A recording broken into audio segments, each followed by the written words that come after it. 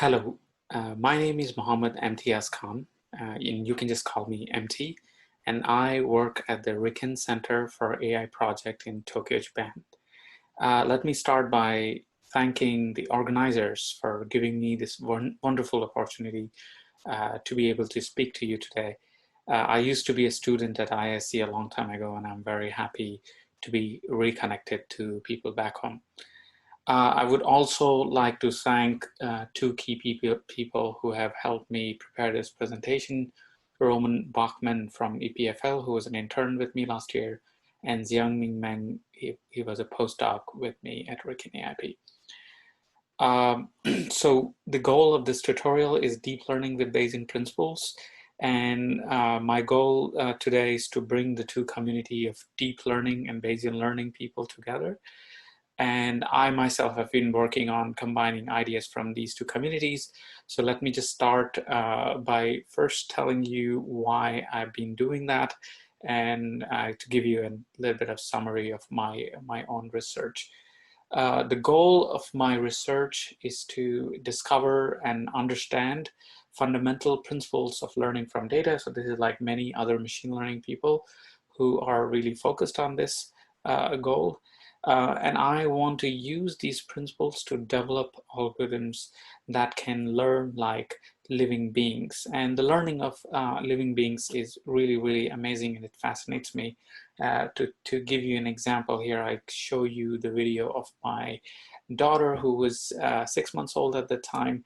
And as you can see that she's touching everywhere, collecting experiences, and some of them she doesn't like and the others she finds fascinating. And slowly she's sort of getting a feel of what she likes and what she doesn't like in the world.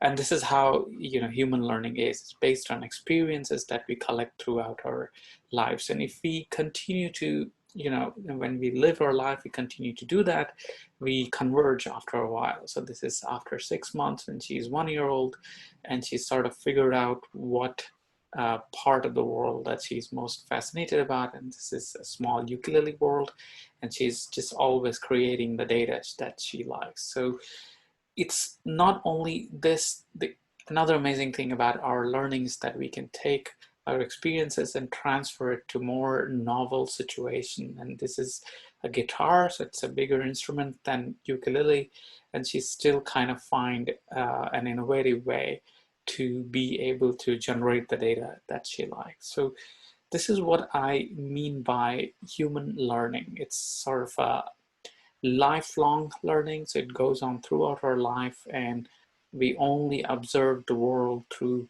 small interactions that we do in the world, but we're somehow able to squeeze that information into our brain, and then we're able to if the world changes around us, we are still able to transfer these skills, that knowledge and experiences that we have had in the past, and use them in the future to learn more. And this is very, very different from the way machines learn right now. So in deep learning,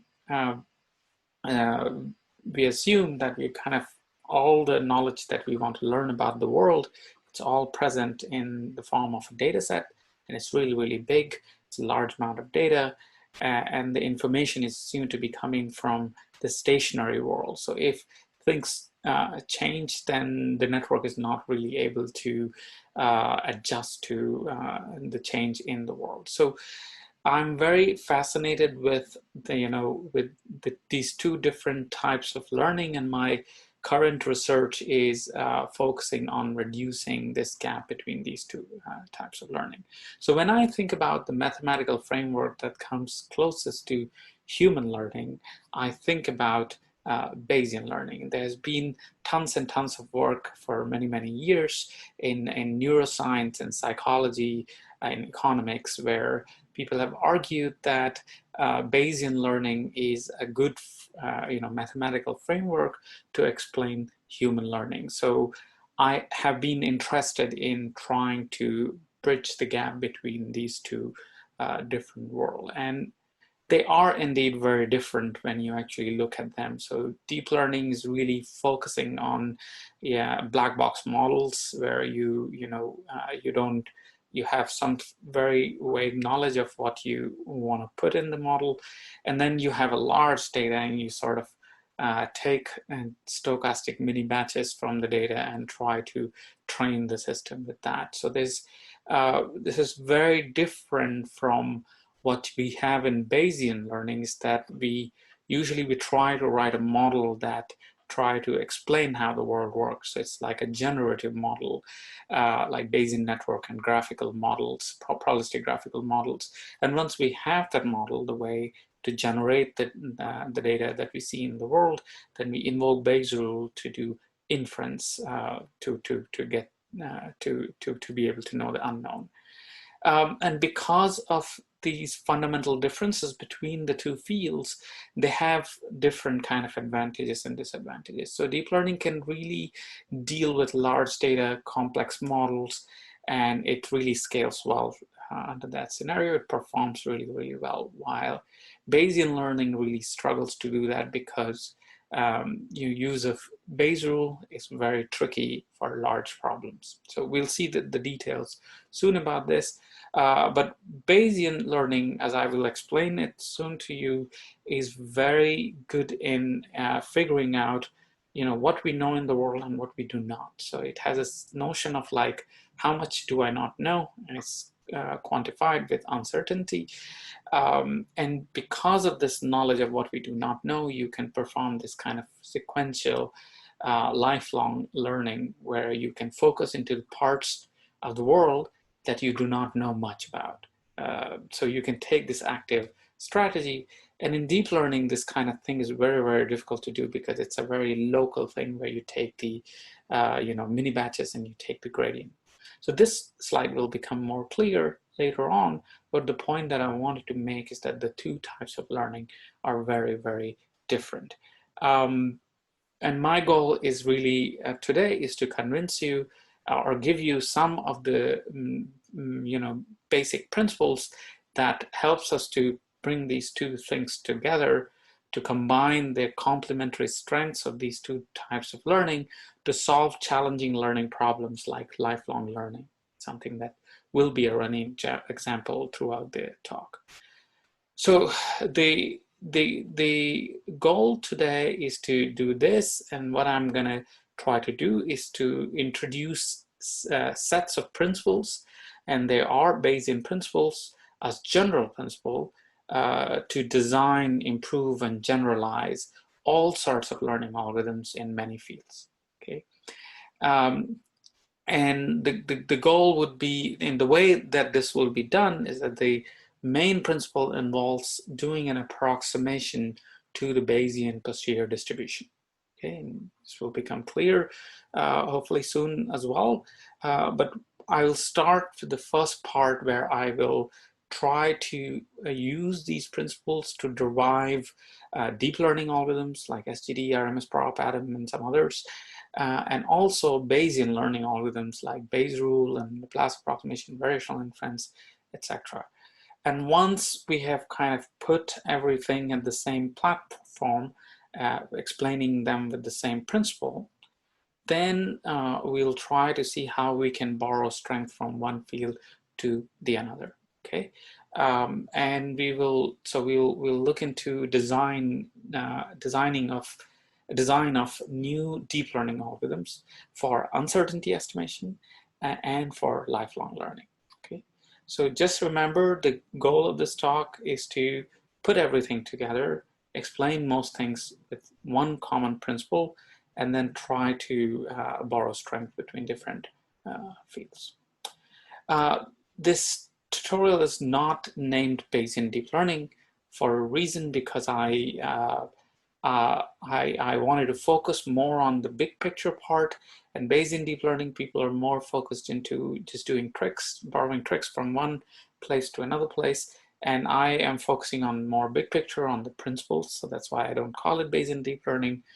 And so the tutorial will not really go into the details of the method. It's basically, we're going to just focus on bringing the two types of audience together And the tutorial is not going to be about the details of many amazing Bayesian deep learning methods that people have come up with, and also classical Bayesian inference method that we study in courses, or fancy new approximate Bayesian inference methods that people have been using, or uncertainty estimate and generative model and GPs and all this stuff. Okay, so the main point of the talk is to bring the two fields together, and that's where we will focus on.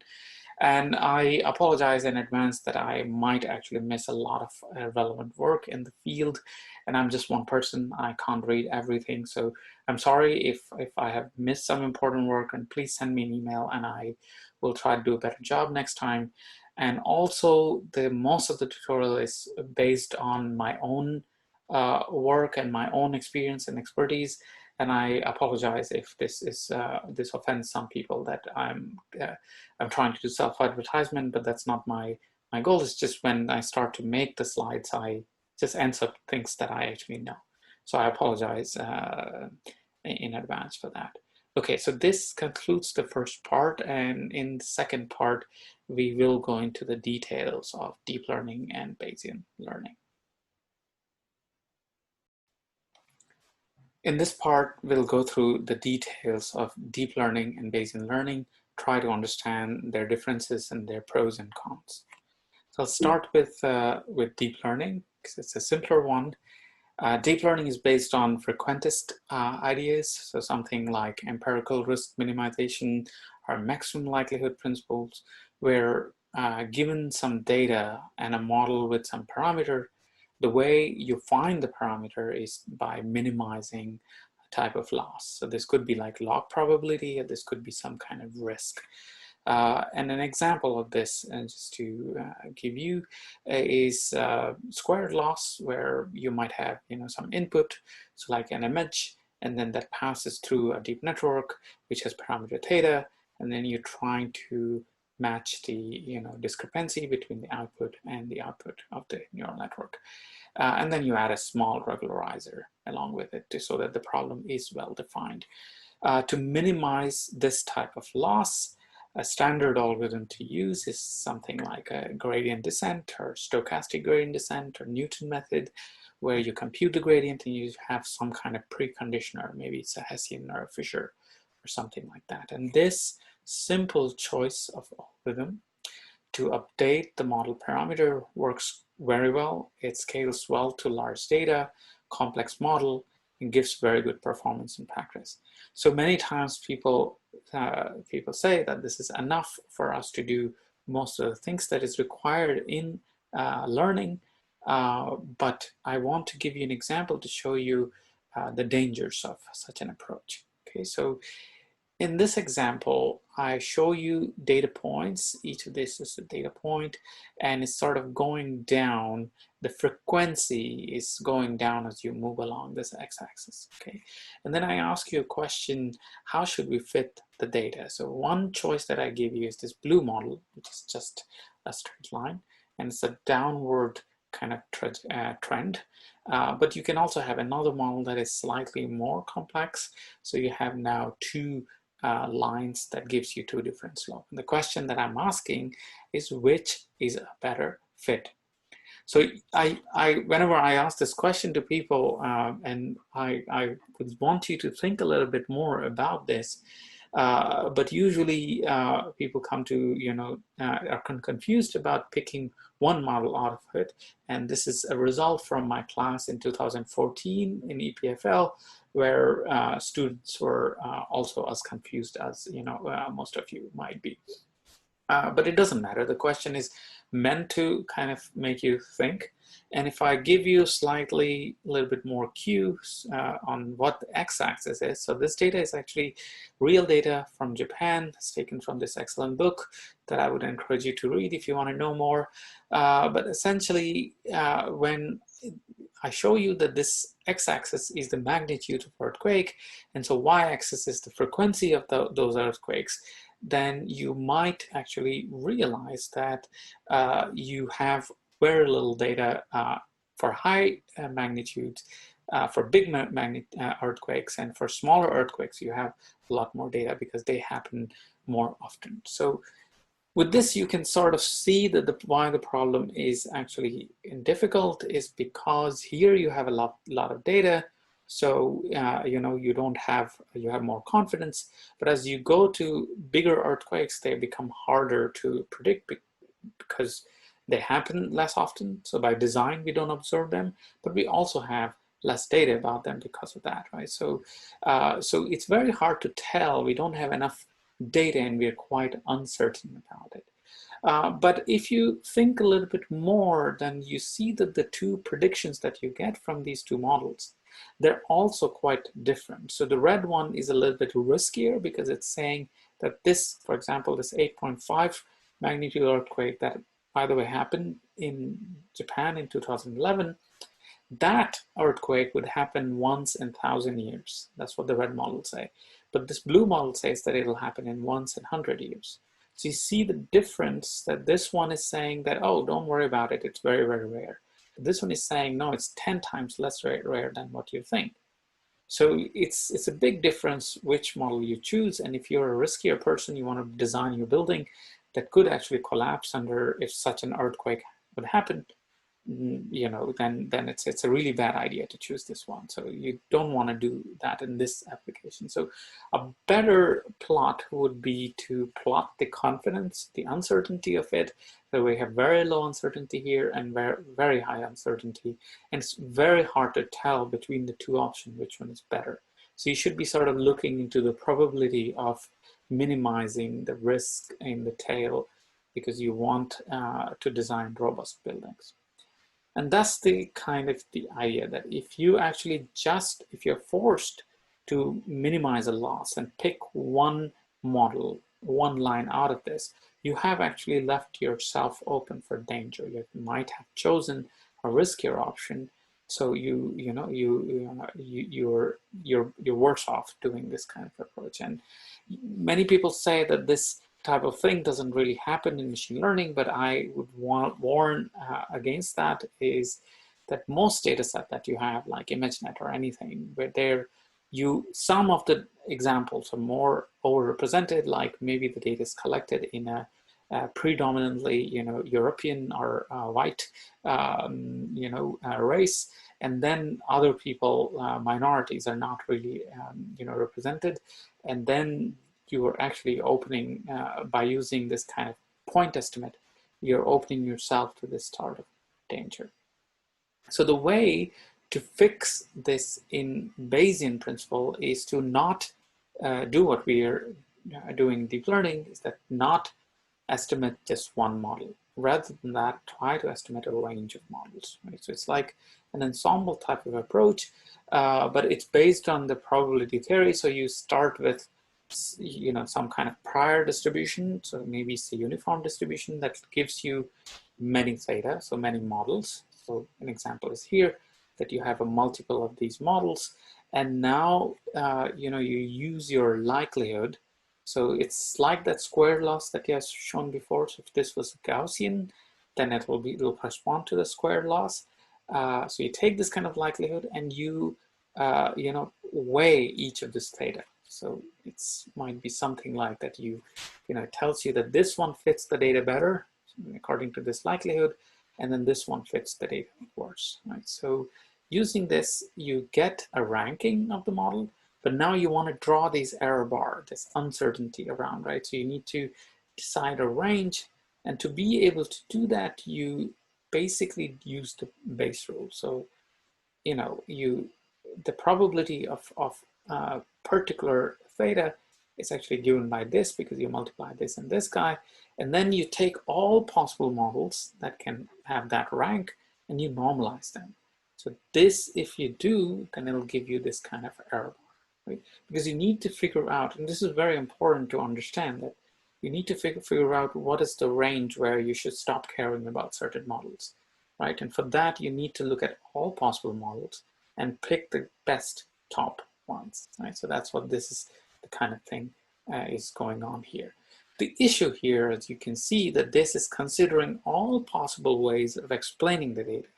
but this is insane because this is a really, really large integral.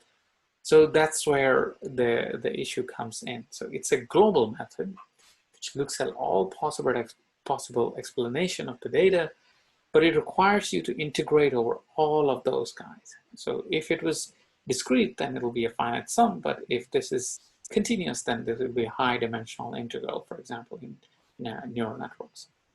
And this doesn't really scale well. So that's the difficulty with the Bayesian approach. I also wanted to give another example in the context of classification that also motivates the lifelong learning, the human kind of learning, why it's possible with Bayes. And this is again the same kind of example where you have classification setting where you have one class and two classes. So you have two classes here, and your goal is to draw a line in between, so either this blue line or the red line, to discriminate between the two classes. Now, you know, most of you might actually pick this line, but my point is that you don't know what's coming next when you're doing this kind of lifelong learning. So maybe the next set of data would come to be one class here and one class here. And in that case, this line is misclassifying these examples. So this was not a good choice. But if you do a point estimate, like if you actually made a commitment to this line when you were young and you didn't know what lies ahead of you, then you've already made your decision and you made a choice, and you pay for it later on. So this is the point, that if you do not know certain things, you've ignored certain things, you've made the choice, then it could come to hurt you in the future.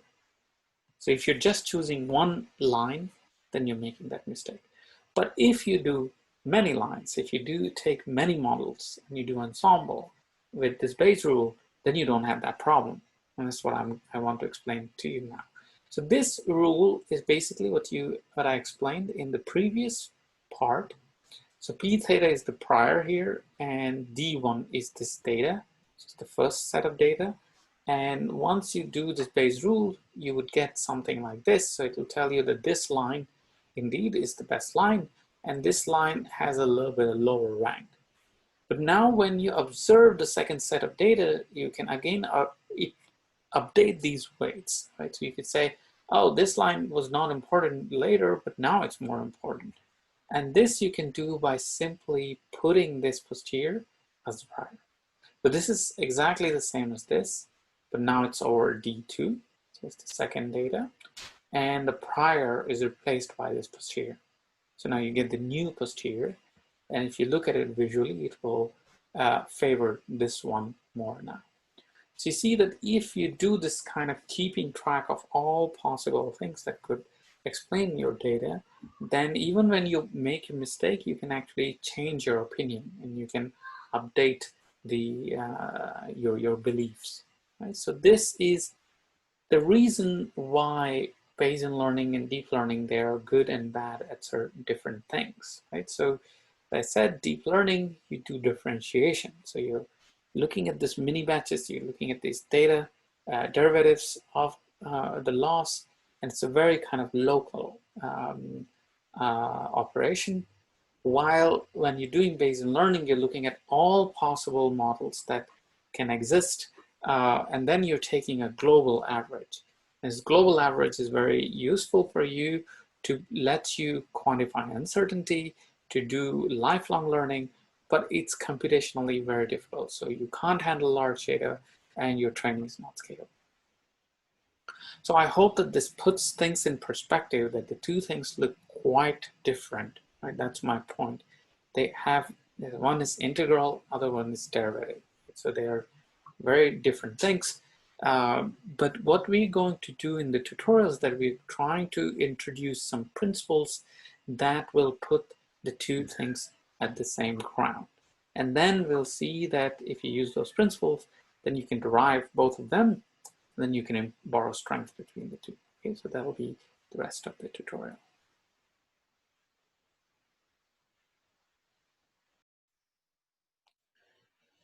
Okay, so in this part, now we're going to take the first step and introduce the Bayesian principles as common principles. And what we're going to do is basically is to show that these principles, using these principles, we can derive different types of learning algorithms. And the key point there is going to be is the use of posterior approximation. Okay? What essentially you will see is that by introducing posterior approximation and using Bayesian learning rule, an algorithm that I'm going to introduce later, to estimate this posterior approximation, we can get a variety of existing learning algorithms.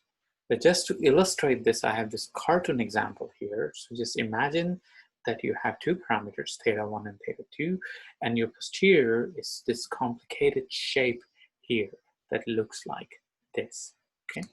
And now what I am saying is that if I use a posterior approximation, suppose I use a very simple one, so it's like a circle, so it's just a Gaussian, where I'm allowed to change the mean, but not the variance. I guess it's a very, very simple approximation. Suppose I try to put the circle somewhere, and I should be putting it around the mode, somewhere where the most of the mass is, and then I try to estimate the mean of this Gaussian using Bayesian learning rule that I'm going to introduce later. Then the Bayesian learning rule essentially reduces to gradient descent. Okay, so this is the idea. Now, if I increase the complexity of the approximation, and if I let the approximation be both the mean and the covariance, now I'm allowed to change both the mean and the covariance, and I try to estimate them using the Bayesian learning rule, then that rule reduces to a second order method, something like Newton's method. Okay? So the point is that going from a simple approximation to a more complicated one, like from the mean to mean and covariance, you went from the first order method to a second order method. Okay? And this doesn't stop here. If we further increase the complexity to mixture of Gaussian, then in the Bayesian learning rule reduces to an ensemble of Newton methods. So you're trying to you're running multiple chains where you're estimating mean and the covariance, but you're doing it multiple times now in multiple chains, okay? And if you continue like this, if you keep increasing the complexity of the approximation, although it becomes computationally more and more expensive, but if you continue to do it, theoretically, you will approach Bayes' rule. So in the end, the Bayesian learning rule becomes Bayes' rule. Okay? So this is the general idea. So let's first start with, there's two components here, posterior approximation and the Bayesian learning rule. So let me just give you detail of each of those. We start with posterior approximation. Throughout the talk, we're going to assume it to be exponential family approximation. Actually, you don't have to know anything more than a Gaussian for this talk, but I want to introduce the general form, and the general form runs with the exponential family approximations. If you don't know the details of exponential family, don't worry about it. Just remember that lambda is a quantity that we call natural parameter, and that's going to be the important point. And there's also something called sufficient statistics. If you take Gaussian and you try to write it with the mean and the precision in this way, you can actually manipulate the expression and you can express this in this form. So then this quantity and this quantity becomes lambda, this linear in that, and then you have theta and theta transpose, which are the sufficient statistics. So Gaussian needs, two sufficient statistics, and there's two natural parameters. The other thing that you need to know is expectation parameters. It's the expectation of these sufficient statistics, okay? So in the Gaussian case, it's theta and theta transpose, so it becomes the mean and the correlation. Okay, so just to summarize, I have listed things here. Again, you don't need to know the definition of these things, don't have to remember exactly everything. Just remember that there's a distribution Q of theta, and we're going to approximate the exact posterior distribution with this approximate distribution, like a Gaussian. And then we want to estimate the parameter of this. And we're going to try to look into the natural parameterization, which is not the mean and the covariance, but rather is the mean times the precision and the precision matrix. And we'll see that in the Bayesian learning rule, the expectation parameter plays an important role, and that's for Gaussian, it's just the mean and the correlation. So it's not the mean and the covariance, it's the mean and the correlation. Okay? So you don't have to remember the exact thing, but just remember lambda, mu, q. Okay, so now if you remember this, then the next step is to write the Bayesian learning rule. And to do that, I'm gonna try to contrast it with what we do in deep learning usually. So in deep learning, we minimize just the loss. And for that, you use this kind of algorithm. So update theta using the gradient. So this we saw before. Now what we're gonna do, we're gonna optimize a different objective. And this is going to be the Bayesian objective. And then we will write a Bayesian learning rule that optimizes this. Okay, so that's the key point. So this objective, even though it looks kind of complicated now, the main thing for you to remember is that there is a loss and you're sampling from the distribution Q. So you're doing this sort of global step where you have multiple models that are sampled from Q, and then you take the average over that. So instead of just looking at loss at one point, you're looking at loss at several points, and these several points are sampled from a distribution. And the entropy here is trying to make sure that the samples fall apart from each other. So the entropy is not very small, it's not a very deterministic distribution, and so you add this regularizer. Okay? Later on, we'll see how this is related to the Bayesian learning problem. Okay? But for now, just believe me that we are going to optimize this objective, and what we're going to do is write a similar algorithm now. And now notice that this depends on theta, right? But this doesn't depend on theta. This is because you've taken expectation. This now depends on the parameter of Q. We're going to try to estimate the parameter of Q. So let's say natural parameter, and try to write a very similar algorithm, update the natural parameter, and I've taken the gradient of this objective. Okay, so that all makes sense that I'm updating the natural parameter. But the one thing that here we have different is that we are computing the gradient with respect to the expectation parameter. Okay, and that makes all the difference. So even though it looks like a hack, this is actually the key point that plays an essential role in making sure that deep learning algorithms can be derived from this Bayesian learning rule. So for next 40-50 minutes, we are going to just look into this rule, and this rule with different choices of the approximation applied to different problems, learning problems with different loss, will give us different algorithms. The key point for deriving deep learning algorithms specifically is going to be that we're going to choose the Q appropriately, and that's just going to be a Gaussian approximation. We're going to choose the Gaussian approximation, and then because we want deep learning algorithm that only estimates one parameter, point estimate, we have to give away this global property of the Bayesian learning. So we will stop sampling from Q and only look at one point estimate. So these two things we'll do. Once we do those two things, we can derive this algorithm from that algorithm. Okay, so that is the point. So with this, we finished this part of how Bayesian learning rule, which is sort of trying to implement the Bayesian principle, is going to be a common learning rule using which we can derive many existing algorithms. And we're going to do that by changing posterior approximation. And the next part, we're going to show how deep learning algorithms like SGD, RMSProp, and ADAM can be derived from basic Bayesian learning rule.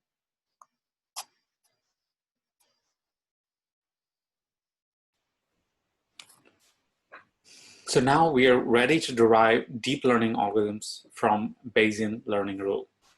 We're going to start with the simplest algorithm, which is the gradient descent algorithm, and I hope that most of you are familiar with this. Basically, you take the gradient of your loss and you take a step in the opposite direction to it. So rho here is the step size or learning rate, and this is how you update the parameters.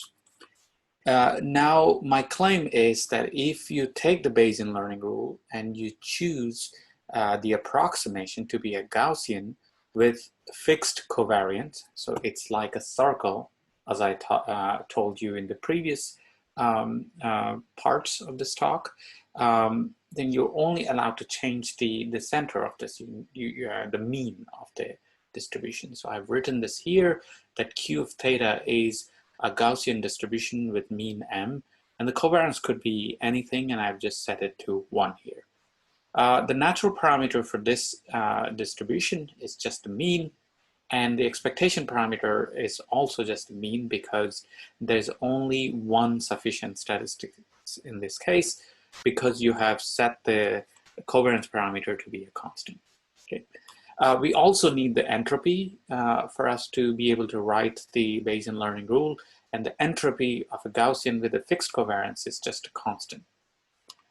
So now you have all the parts here to plug in this Bayesian learning rule that I wrote before, so that you update the natural parameter by taking the gradient with respect to the expectation parameter. Okay, so we have lambda and mu here, and we're simply going to just plug it in. So the first thing to note is that the entropy is constant with respect to mu. So the derivative is just going to disappear. So this term just goes away. So now you've got, I plugged in lambda equals m everywhere, and mu also equals m. So you see that now this update already looks like this update, right? So if I set m to be theta, then I will basically get this, but now I have this expectation over the loss. Okay, so it's super simple. It's just now we need to kind of get this expectation out. And if you actually think about this a little bit, then you see the difference between this update and that update is basically that this update only looks at one theta, and this update looks at theta sampled from the distribution. So this is this core global property of the Bayesian learning, where you are sampling many models, and now you're sampling from Q, which is supposed to be an approximation to the posterior distribution. I hope that this point is clear, that Q is now serving as a proxy to the posterior distribution. So it's an approximation, and you could sample many candidate lines, many candidate models, many candidates theta from this Q. But because our goal is to recover a frequentist method from a Bayesian method, we might want to not do this global thing. So we want to do a local thing where you only look at one point. And the question is, which point should we look at? And it is very clear that the choice here should be at the mean, because we want to recover this. If you think about this a little bit more, I hope you will be convinced, although it seems like a trick right now, but I'm going to explain it a little bit more of why this is a justifiable approximation, okay? So you're basically giving away the Bayesian property, and you're going from global to a local step. So you do push this expectation inside the loss, and now it's going to be L of expectation of theta with respect to Q, which is just the mean. In statistics, this is called zeroth order approximation. Okay, so it's just going, I'm calling it global to local. And once you do this approximation, then you see that you get to this update. And this is essentially, if you just use M as your current point estimate, the one deep learning network that you're learning, then you essentially recover gradient descent. Okay, so there are two tricks here. First is to choose the Gaussian approximation, so an appropriate approximation to the posterior, and then do this global to local approximation to go from a Bayesian method to a non-Bayesian method, because we want to recover a non-Bayesian method. On top of this update, if you do a further approximation of the gradient to replace this by a stochastic gradient, then you get SGD. Okay. So this is the simplest example to get the stochastic gradient descent, a gradient descent from the Bayesian learning rule. This, the details of this algorithm are in this preprint, which is on my website, so you can look for the details in there. Okay, so I hope that this gives you an idea of how this works, and I want to spend a little bit more time into explaining this global to local property and why it's justified in the next slide. Okay, so what we did previously is that we tried to look into this expectation. This expectation is a function of the mean and the variance, right? So because Q has two parameters, it's the mean and the variance, and variance we fixed it to a constant in this previous example. In general, it's going to be the function of these two things. Now, my point is that when you're going from global to local, you're basically avoiding, any contribution from this variance component. So here in this, example, I have put the loss to be this complicated sinc function, and you see that it has many local minima here. Right? And essentially, when you're ignoring the variance and you're pushing this expectation inside and doing the local approximation, you're trying to optimize the actual objective. Okay? But if you were to do the Bayesian thing, you would actually, it will correspond to having this covariance to be not, be ignored. In that case, if you have some covariance that is greater than 0, then you're essentially smoothing the objective function. So the Bayesian formulation is actually smoothing the objective function, and by ignoring the contribution of the variance, you are just working on the original cost function. Okay, so this idea is actually used quite a bit in many fields, like in evolution strategy, variational optimization, natural evolutional strategy, and this is also, some details of this is written in one of our papers that's on arXiv. So I will encourage you to look into this a little bit more and convince yourself that this global to local approximation that we made here is essentially ignoring the smoothing that's done in the Bayesian learning, that you're sampling many theta and then you're averaging them together. Okay? So I'm just ignoring that part. Now, after this, so we have derived gradient descent from the Bayesian learning rule. Now let's take the next step and go into a little bit more complicated method. So the second order method from Newton's method, and it looks something like this. You now have something like a Hessian or a preconditioner in front of the gradient. Okay. Now my claim here is that if I choose the approximation in the Bayesian learning rule to be a multivariate Gaussian, so unlike before in the previous example, I have only the mean and the covariance was set to identity. Now the covariance is a parameter that you can change. Okay, so S is actually the inverse of the covariance in this case. So S is the precision matrix. Okay? And in this case, the natural parameter is the precision times the mean and the precision matrix. Okay, and the expectation parameter, because now it's a full quadratic, this Gaussian, there's both the linear and the quadratic term. The expectation parameter is the expectation of the two things. So it's the mean and the correlation matrix. Okay. Now that we have the approximation, we can simply take the Bayesian learning rule. We can plug these definition in there, and I've not written the entropy. Entropy is simply log determinant of this times some constant. And I'm not going to go through the details of the derivation because it's a little bit more complicated, but I'll show some steps, and the details are in this paper. It was published in ICML 2018. Okay, so what you do is that you first need to realize the very important property of exponential family distributions is that the gradient of the entropy of exponential family distribution is equal to the natural parameter. Okay, so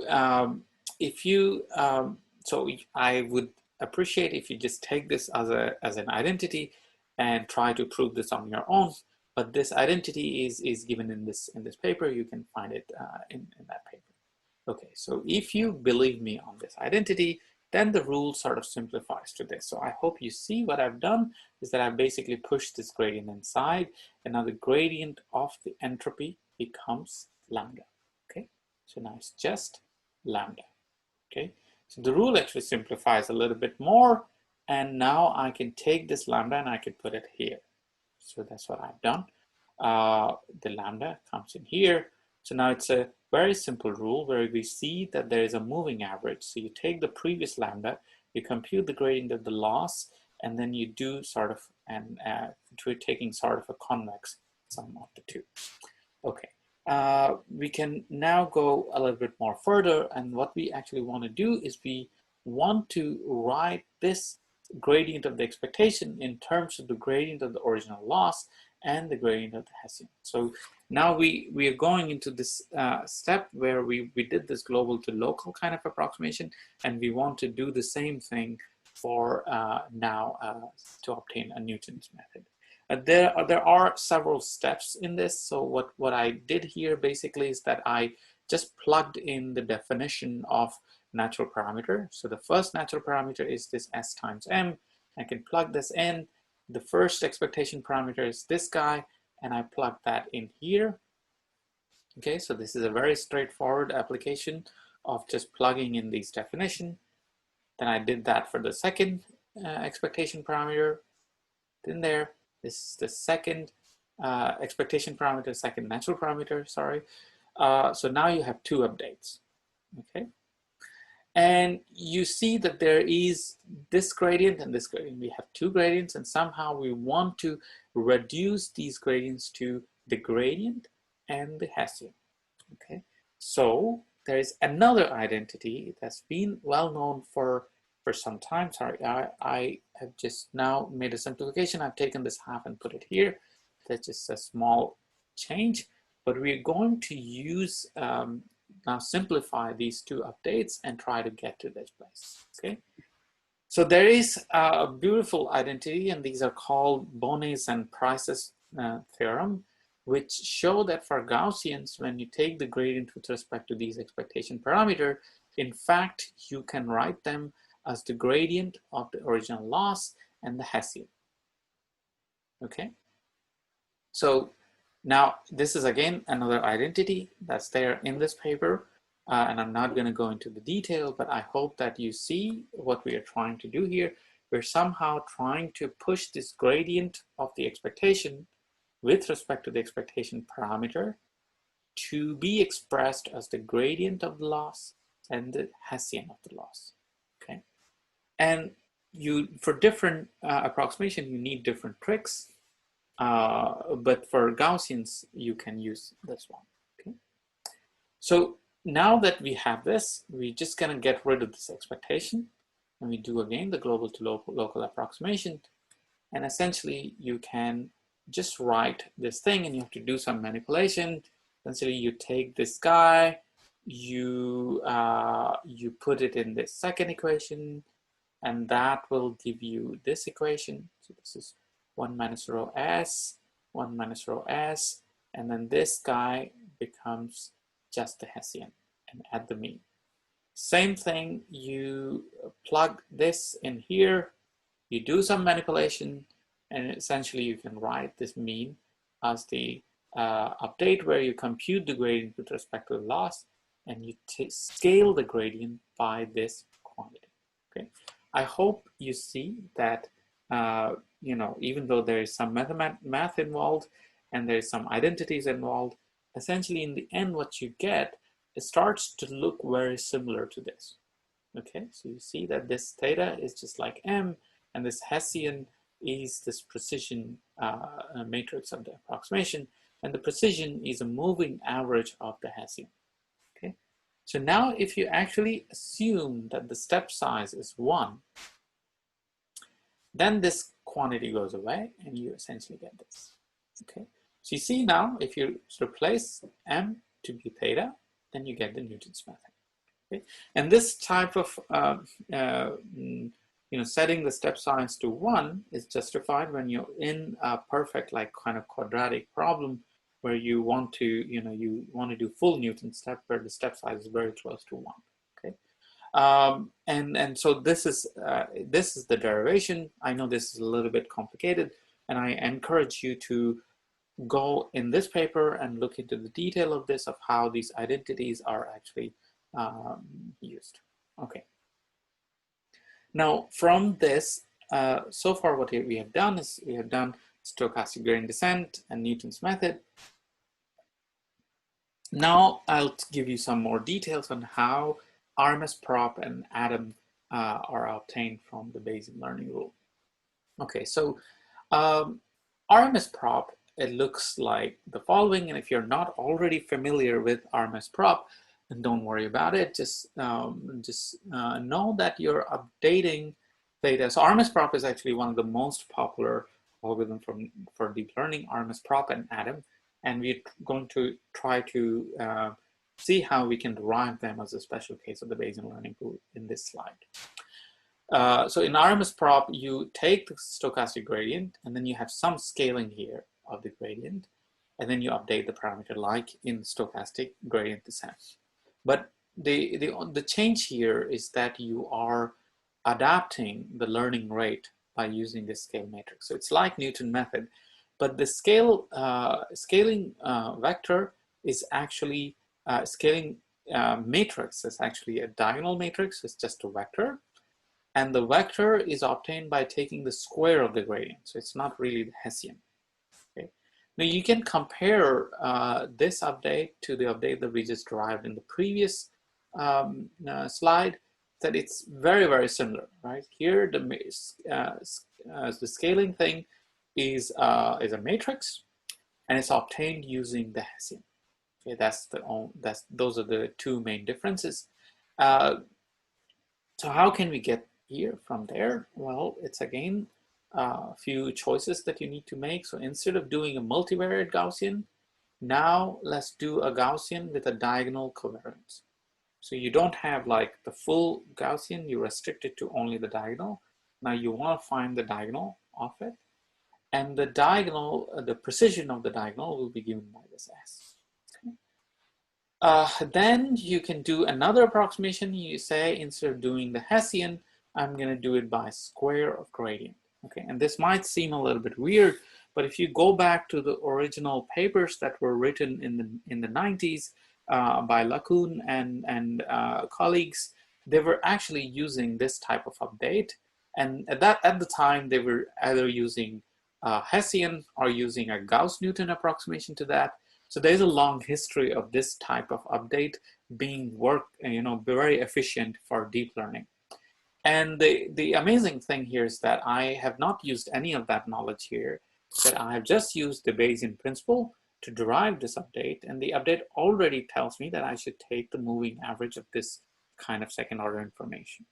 Now it's an algorithmic detail that is governed by the empirical effort that's done in deep learning, that using Hessian might not be the best option. You should use some other proxy for it, and a proxy that's computationally cheaper. So you could choose it to be not the Hessian, but the second order, the gradient magnitude. So you're just looking at the square, the norm of the gradient, instead of the second order information. These choices are explained in this paper, and I would encourage you to look inside that. Because you're using the norm of the gradient, the units sort of get wrong. If you use the Hessian, then it's a different story. But because you're using the norm, you have to employ the square root here. So that's another change that you need to do. But after doing these three kind of approximations, so you choose the Gaussian with a diagonal covariance, you replace the Hessian by the square of the gradient, and then you add a square root for scaling vector. Once you do these three things, then you get RMS prop. Okay. From here, if you want to go to Adam, I don't have time to explain all the details, but essentially for Adam, you have to add momentum. Okay. And what you can do actually, that you in Bayesian learning rule, you're working with entropy, the KL divergence. You can add a momentum term to the Bayesian learning rule, which is also related to heavy ball method. And the details are all in this paper. Look into the appendix, and it's actually very, very beautiful. Once you add the momentum to Bayesian learning rule, you do all of these kind of approximation, and essentially you get an update that is very, very similar to what you get in ADAM. So it also gets very close to that.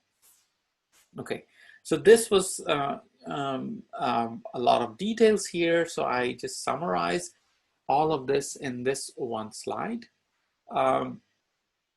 And I started with gradient descent in the beginning. And for gradient descent, I used a Gaussian with a fixed covariance. And I focused only on estimating the mean. And when I plug in the Bayesian learning rule, essentially estimating the mean using Bayesian learning rule gives us a first order method, so the gradient descent. And if you did a stochastic gradient on top of that, you will get stochastic gradient descent. For Newton's method or a second order method, we want to go to multivariate Gaussian. Okay, and again, you did this global to local approximation, and then you got something like Newton's method. For RMS prop, you need to make the Gaussian a little bit more restricted. So you're somewhere in between first order method and the second order method. You choose the diagonal to be covariance to be diagonal, and you get RMS prop from that after making some more gradient approximation. If you add momentum to Bayesian learning rule, then you can get ADAM. Now, you can keep on going like this. You can use a mixture of Gaussian, and this is described in this paper from ICML 2019, where we extend the use of exponential family to mixture of exponential family for Bayesian learning rule.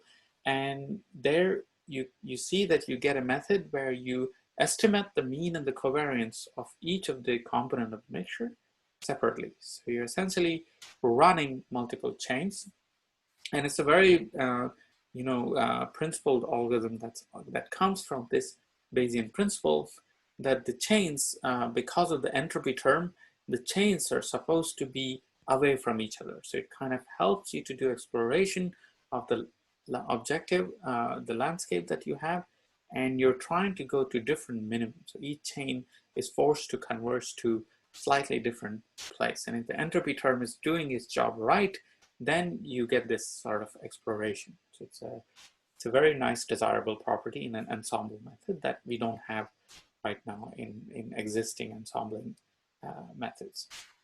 For all of these approaches, derivations, you need to do this global to local approximation. So you're going from a global method where you sample multiple theta from your Q, and you approximate it by just at the mean. Right? So you see that you did this approximation. So the key to improve deep learning algorithm from now on is to not do that. So if you want to improve deep learning algorithm, for example, you want to get uncertainty, you want to do something like lifelong learning. Now let's try to relax this global to local approximation and do something slightly more computational expensive, and hopefully that will improve our deep learning algorithm. So that's the key that trick that we will use in the rest of the tutorial. We also have some recent work where, so everything that I talked in this one, this part was about Gaussians or a mixture of Gaussians, but the results of all of this go beyond these as well, beyond these approximations. And I will encourage you to look into our ICML paper. Actually, sorry, I couldn't add it here, but it's in ICML 2020 this year, where we use a Bernoulli distribution for Q for binary neural network, and there too we're able to derive existing deep learning algorithms that work for binary neural network. So this is a general principle where you can plug in these approximations and get different type of algorithms out of it. Okay, so in the next part, my goal is to now go So from deep learning, now go to the Bayesian learning side and show why I use this objective that I use there and how this relates to many other types of algorithms, like for Bayesian inference, approximate Bayesian inference, and relate to that other side of the world. And we'll see that everything sort of comes together using the same learning rule. Okay.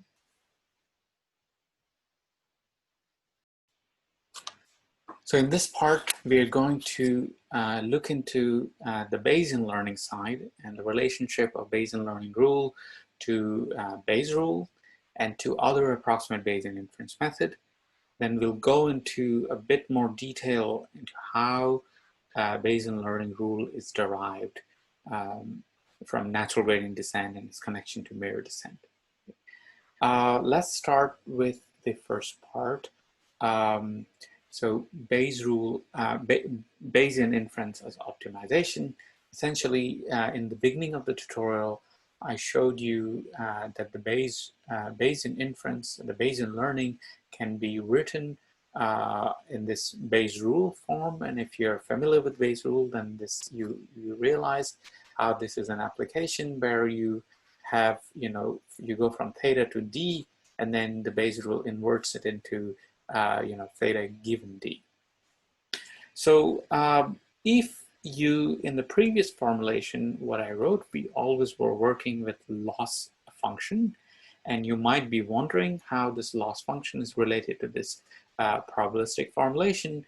If you set the loss function to be the negative of the log joint, so this is the joint distribution of d and theta, it's just written in the conditional form, probability of theta times the probability of d given theta. And if you do this, and essentially what you can show is that the objective that I showed you in the beginning of the previous part, this objective, if you minimize this objective with respect to distribution Q, and you let the Q be the set of all distribution, then this minimum gives you this distribution. Okay, so the Q that minimizes this objective is essentially the posterior distribution. Okay, so I know this is a little bit too much to take in at once, but just kind of remember that this is the objective that we had in the previous term.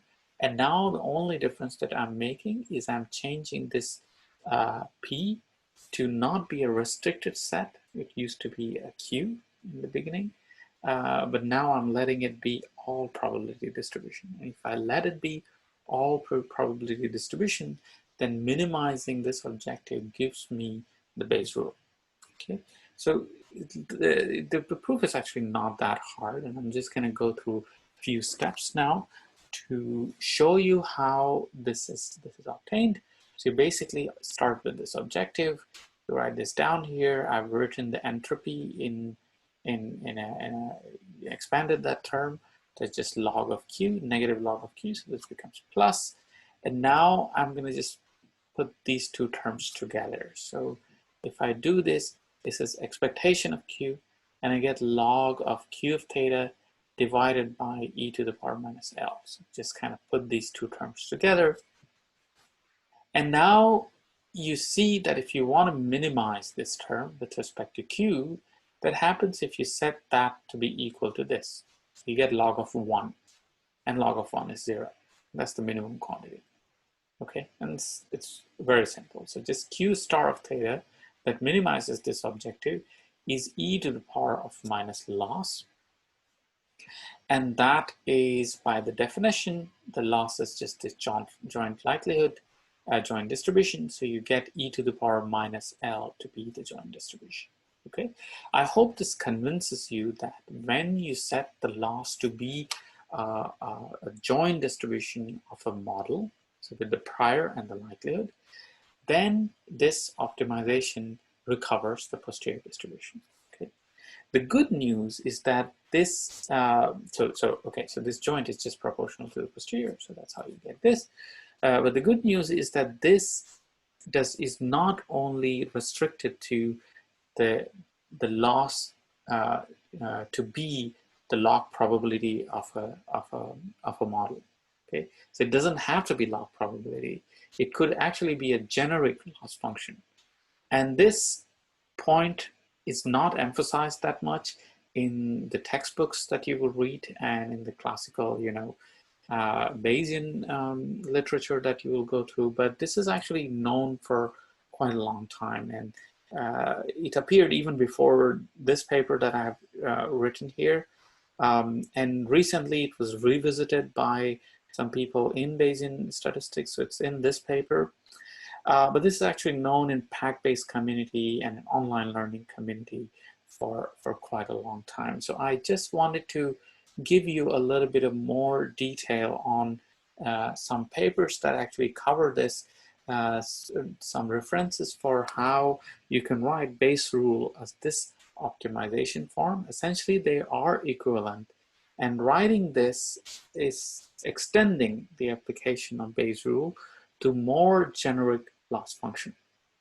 And this is not so popular, and it's not used a lot, but I want people to understand that this is a more general principle of optimizing this type of objective, and when the loss is a log probability of a model, then this coincides with things that we do in Bayesian statistics and Bayesian inference. So one of the oldest reference that I could find is by E.T. Jennings, who writes about maximum entropy principle, and essentially this application that we have seen in the previous slide, where we get this e to the power negative of L loss, is related to a Gibbs distribution, and what he found that the maximum entropy principle is a subset, is a smaller principle than doing the Gibbs distribution, what Gibbs has actually originally done. So it's like Bayesian principle.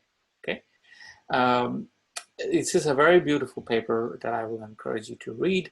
This is again written by Zellner in this paper, as I said before, on optimal information processing and how it's related to Bayes' theorem. And recently, this was revisited by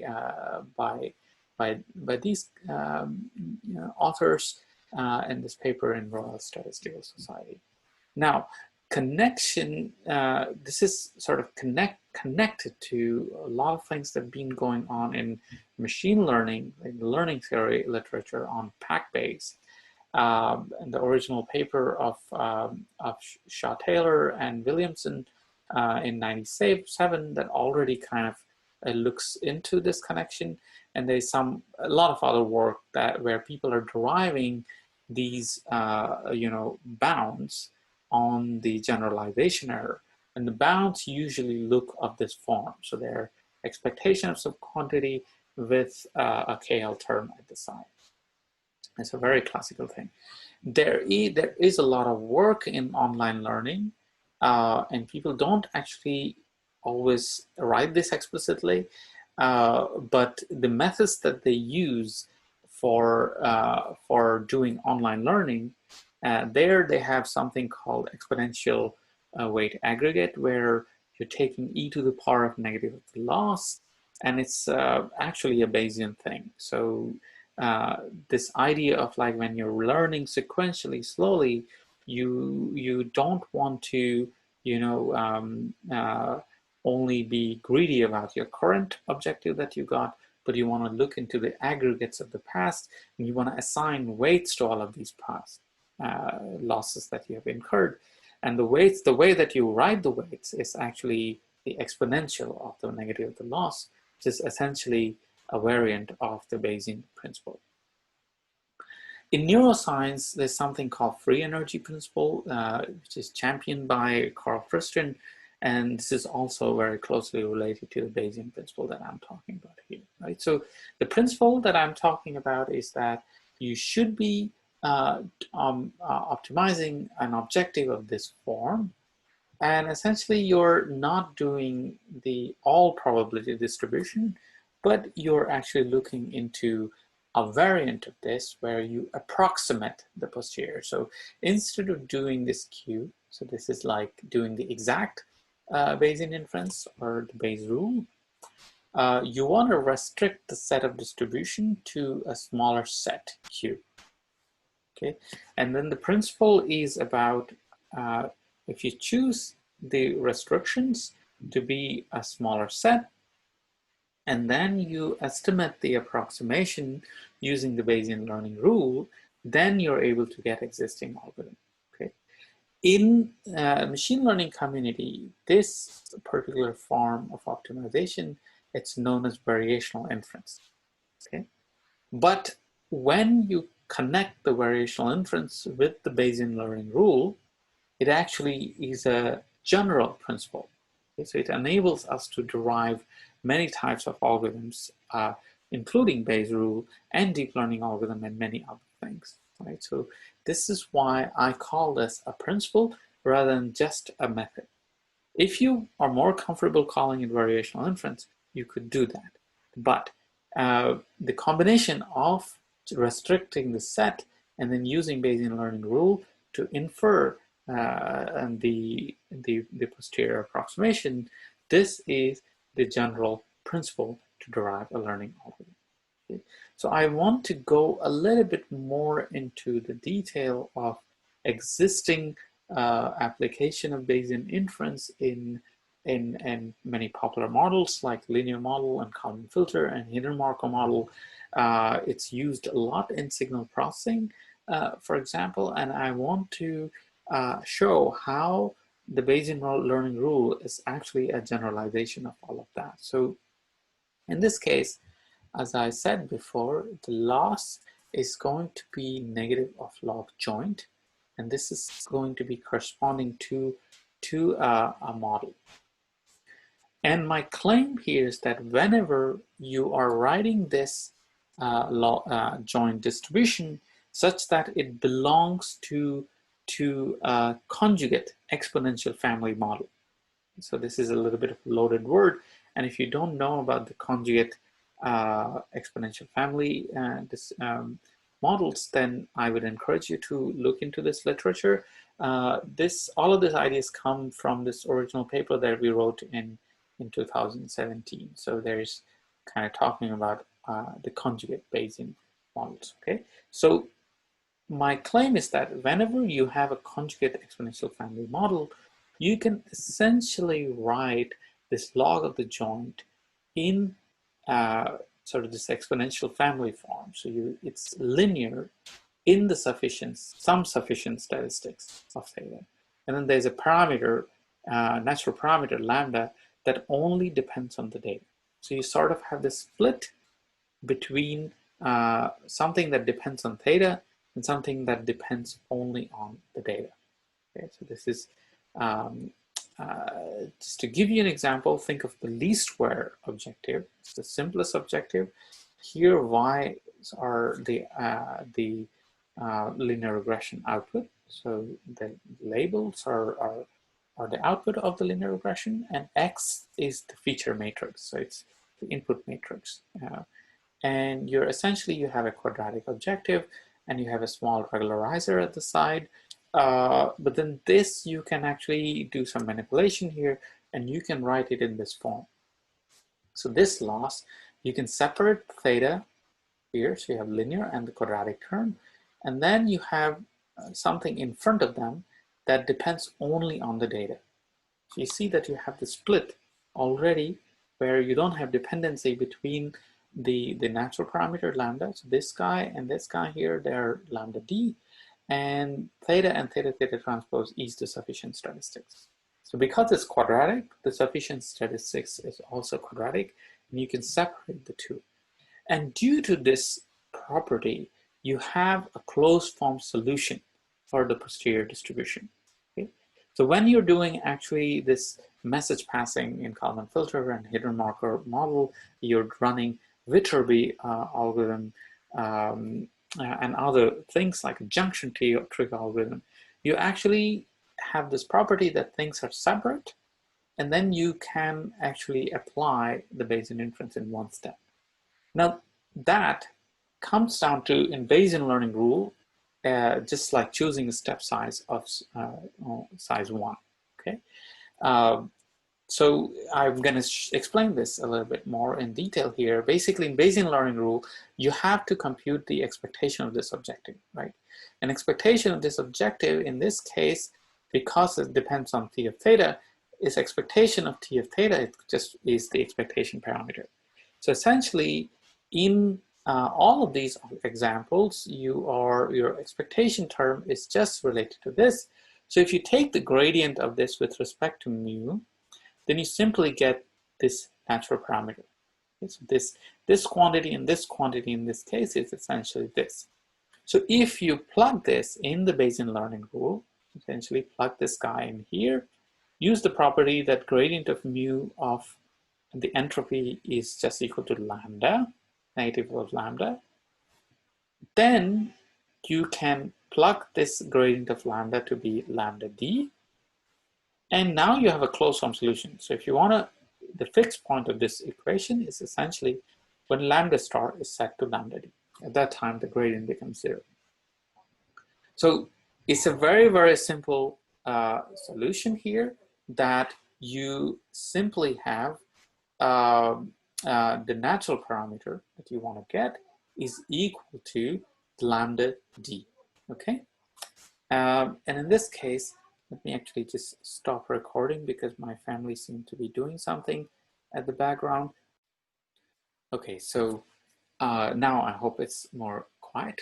So what I was actually saying is that the natural parameter, the optimal one, is equal to the natural parameter that you get in your model. Okay, so just to explain this a little bit about in this example, least square. Essentially, what you're going to do is you're going to take the natural parameter of the Gaussian, because it's a quadratic. The sufficient statistic is theta and theta transpose. So you can choose the approximation, which is going to be exact in this case, to be Gaussian. And the natural parameter is the precision, and the precision times the mean. And you simply set them to be equal to this parameter here. And then precision times the mean is set to that parameter. You get that here, and you multiply, take the precision to be inverse here. Essentially, you recover the least square solution. So this property actually generalizes to many other types of conjugate models. So linear model, Kalman filter, and hidden Markov model, all of these are essentially, when you do message passing, you're computing this lambda d there, and the lambda d is essentially the gradient of the expectation of the loss.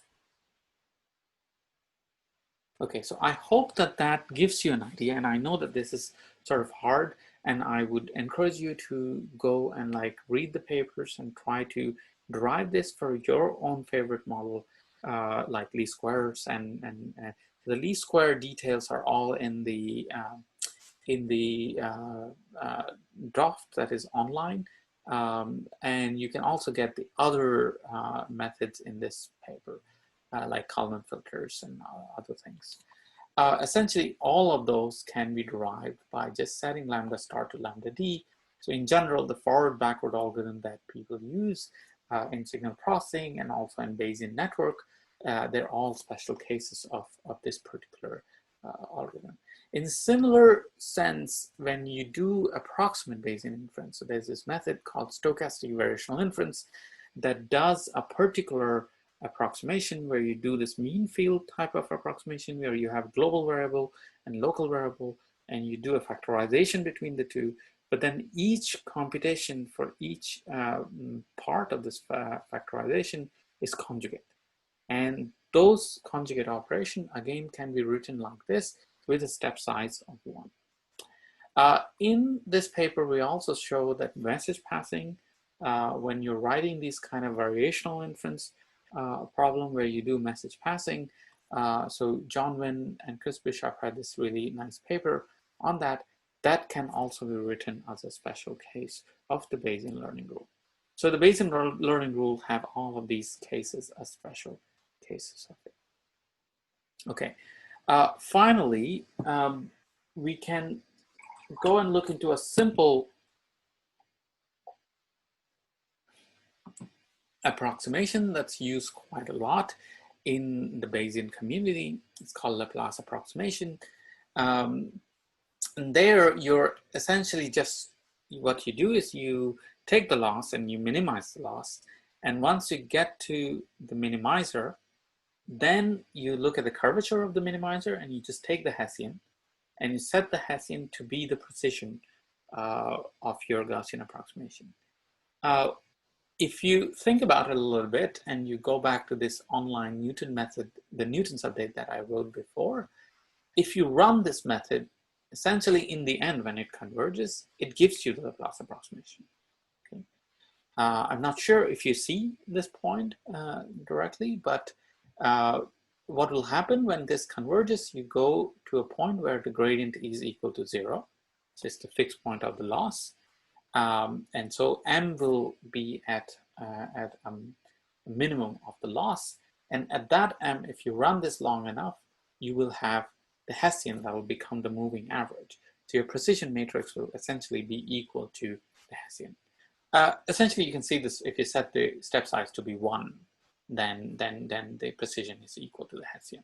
Right? So once you converge, you will get Laplace approximation in the end.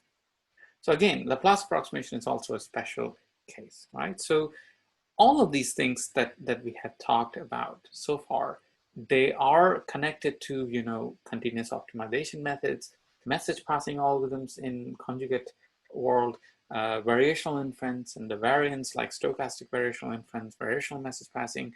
They're all special cases with this, and they can derive from the Bayesian principle. So this is why the title of this tutorial is Deep Learning from Bayesian Principle, because this is the principle of using Bayesian learning rule along with an approximation allows you to derive all of these learning algorithms. So this kind of combining these different worlds that you see in different ways using the posterior approximation. And that is the Bayesian principle.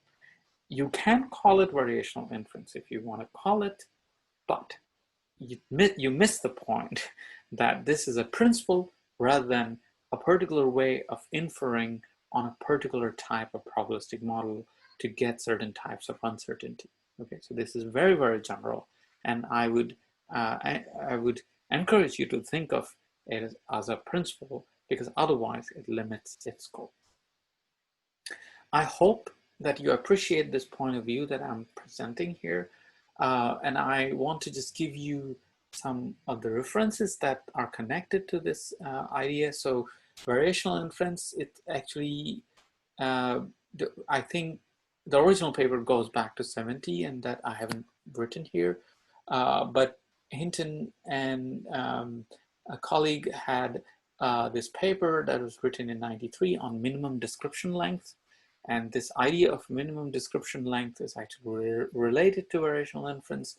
And this is, you know, this is the relation to this Bayesian principle that I'm talking right now. Michael Jordan has also been, writing a lot since early 90s about these ideas.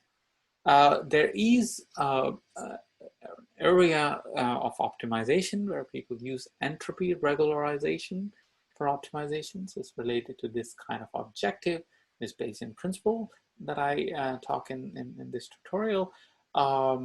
There's also maximum entropy reinforcement learning. And all of this are actually also connected to the Bayesian principle that I'm talking here, right? So you can actually use Bayesian learning rule type of algorithms there, and then you will see that this is kind of connected to many things that, you know, people use natural gradients in reinforcement learning as sort of connected to those algorithms, like something called trust region TRPO, trust region policy optimization, is actually related to the things that I'm talking here. There is a literature on parameter space exploration in RL where you do this kind of objective, and then Q of theta there is the policy, and you're trying to inject noise in your policy, and so it's sort of a distribution there, and some of the stuff that people have done is actually related to the Bayesian learning rule and the Bayesian principle that I talk in this talk. The other set of connection is related to methods that don't use the entropy directly, but only do expectation of the loss. And this is a very popular trick of using relaxation. So you have this loss that may be non-convex, and when you take the expectation of the loss, you do some sort of smoothing of it. And then you can choose a mechanism to smooth this thing. You can choose it to be Gaussian, or you can choose it to be any other distribution. And this is related to many other methods. So evolution strategy is a popular thing where it's related to evolutionary algorithm, where this sometimes is a generic distribution. So like there's entropy methods to do this, but then there is this method called CMAES, which is covariance matrix adaptation, where you choose Q to be a Gaussian. And if you look into the update of covariance matrix adaptation, it's actually very related to Bayesian learning rule. And some people actually written a paper recently about this. There's connection to natural gradients also. So this is quite related to what I'm talking here. There's this long line of work on homotopy, where you do some sort of smoothing of a non-convex optimization, and you can show that if you choose the variance to be quite large, then the problem becomes convex. So you go from a non-convex to a convex problem, and maybe optimizing the convex problem is easier. This smoothing-based optimization where you perturb your parameter, and there's a lot of work on this in computer vision and also in optimization. Graduated optimization is also related to this. And stochastic search is a general strategy that's been known, like simulated annealing is also related to it. So people in deep learning have done recently some work on entropy SGD that's quite related to using this type of objective. So this is not in any way new, the use of this Bayesian principle, but this is related to many similar ideas in many fields. And in this particular case, I'm using this Bayesian learning rule where I take the derivative with respect to mu. It's actually equivalent to natural gradient variational inference. So this is how originally we discovered this rule, which is written in this paper. But we were actually viewing this from an information geometry. We were not viewing it from an information geometry view. We actually originally derived it using a mirror descent algorithm. And I would encourage you to read this paper, this paper, which actually connects information geometry and mirror descent. And the duality of exponential family plays a beautiful role here. So all of these methods are actually connected to these ideas, and there's something really beautiful here. So in this tutorial, I don't have time to go through this, but I encourage you to read these papers and learn more about how this algorithm here, particularly that I call Bayesian learning rule, is actually a natural gradient inference algorithm, but it's also a mirror descent algorithm.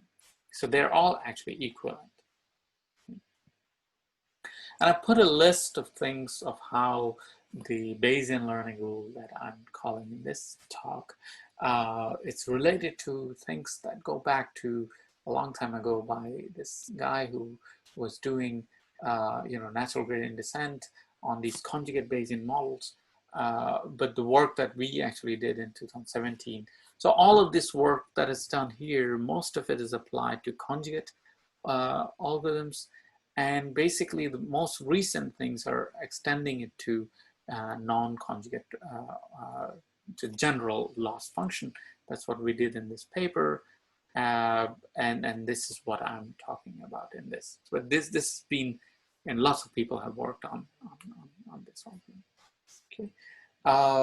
This also black box variational inference that's related to this, but it's what we are doing here is it's different. In black box variational inference, you do gradient with respect to lambda, and here we do gradient with respect to mu. If you do this method, of course, it's very generic. You can apply stochastic gradients to it, but it doesn't have this beautiful property of being able to derive these other types of algorithms from. Okay, so here's I put a list of things that I've talked so far. This kind of end of this part. So we have derived deep learning algorithms from this Bayesian learning rule as a special case. And we have also looked into all the forward-backward stuff and Laplace's method and stochastic variational inference and variational message passing. You can kind of take my word that you can derive EM algorithm as a special case, which is, I'm sure many of you have used it and studied it in your courses.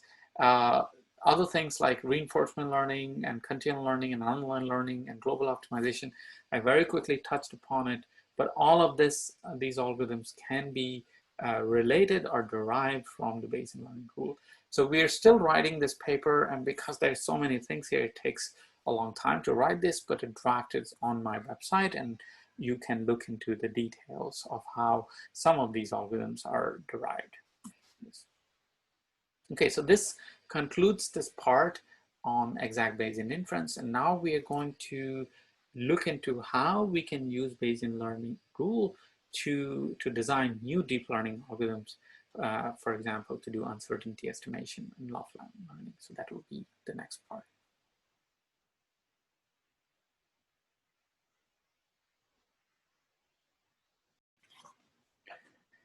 So far we have we have looked into deriving many existing algorithms from the Bayesian learning rule and how both Bayesian learning and deep learning algorithms can be derived from the same mechanism, from same principle. And now what we're going to do is try to design new deep learning algorithm and show how once you put things in the same platform, then we can share these methods, the strength of these methods, okay? So we're gonna go and look into uncertainty estimation first, and then the second part will be about lifelong learning. Okay, so the goal is to estimate the uncertainty in deep learning, and this will be about new deep learning algorithms. So as I said to you in the beginning of the tutorial, that whenever we have a mission critical application where we care about safety and danger, then we want to use uncertainty to make robust decision, right? And uncertainty is essentially trying to quantify how much the model does not know. So in this example that we saw in the beginning of the tutorial, we had these data points about earthquake, and they were about magnitude of earthquake. Sorry, they were about the frequency of the earthquake as a function of the magnitude. And we realized that we have a lot of data for more frequent events, so things that happen more often, we observe more data naturally for them, and things that happen less often, like high magnitude earthquake, we have less data about them. So when we fit a model to it, we should know that we are more confident here and we are less confident here. And unfortunately, when you use a deep learning model, this is no longer the case because you're just estimating one model, so one line.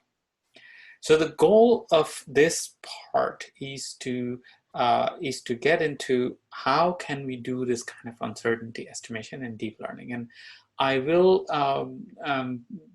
repeat the previous example on earthquake now for image segmentation in deep learning, just to emphasize a little bit more the danger of not estimating a distribution, rather only just one point estimate.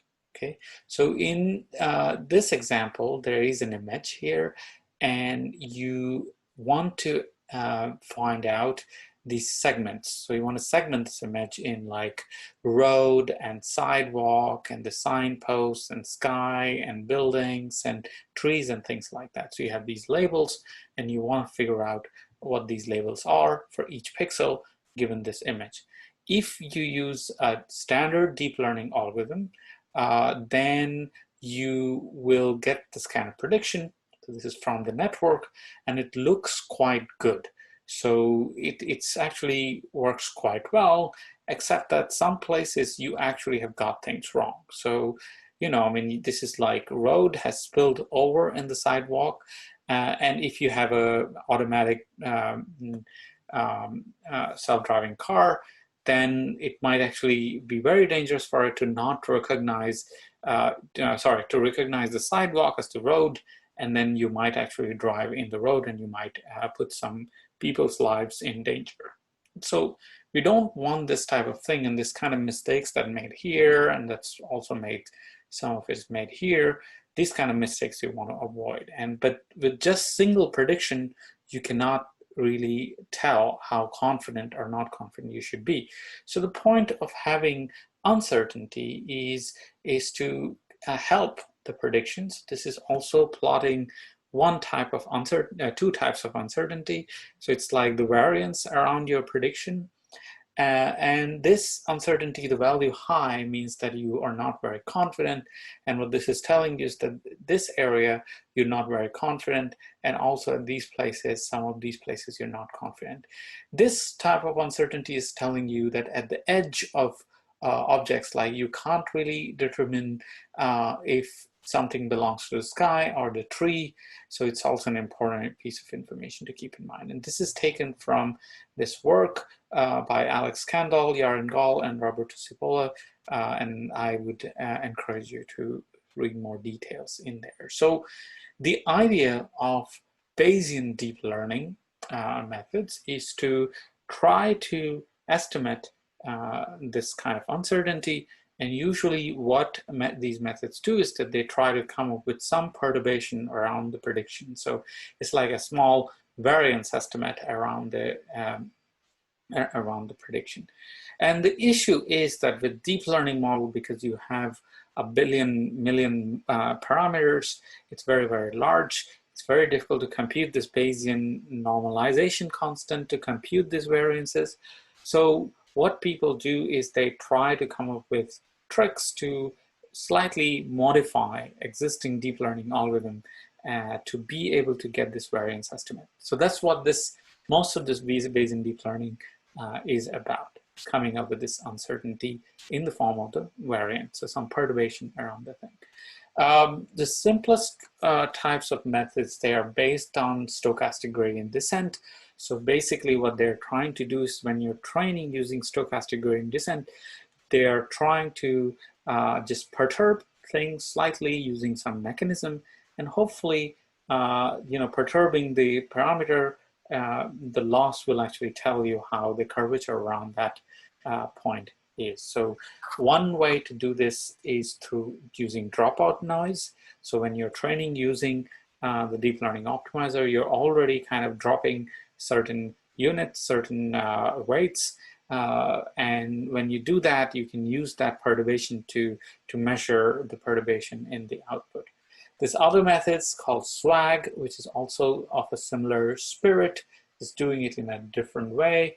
There's also Laplace approximation, where you only estimate the diagonal of the covariance. So these are all kind of simple tricks to scale well to large problems. So not change the deep learning code that much, but still, while training deep learning optimizer, add some noise to it so that you can get some uncertainty around your estimate. The problem with these methods is that there is no, how you add the noise, there's no way to, flexible way to change that type of noise. So in MC dropout, the noise depends on the dropout rate, and you may fix that, but then like this is very restrictive form of noise that you can put, right? So that is the problem with these methods. I mean, in contrast, if you think about variational inference type of method, the thing that we have been talking about, the Bayesian principle, then you would have some algorithm like that. And this has also been proposed in the literature. So Alex Graves' work and Charles Blundell, and there are many other work of this type. Many people have proposed, quite nice methods on this, and they're all sort of based on this type of stochastic gradient approach. So you simply take the gradient of the objective, and now you're not just optimizing over L, but you're optimizing over this Bayesian objective, and you're taking that gradient and you're optimizing things. So the pros of this kind of approach is that the way to introduce the noise is through this mechanism, this Q. And this Q can now be like, anything. It could be exponential family or, even mixtures or something else.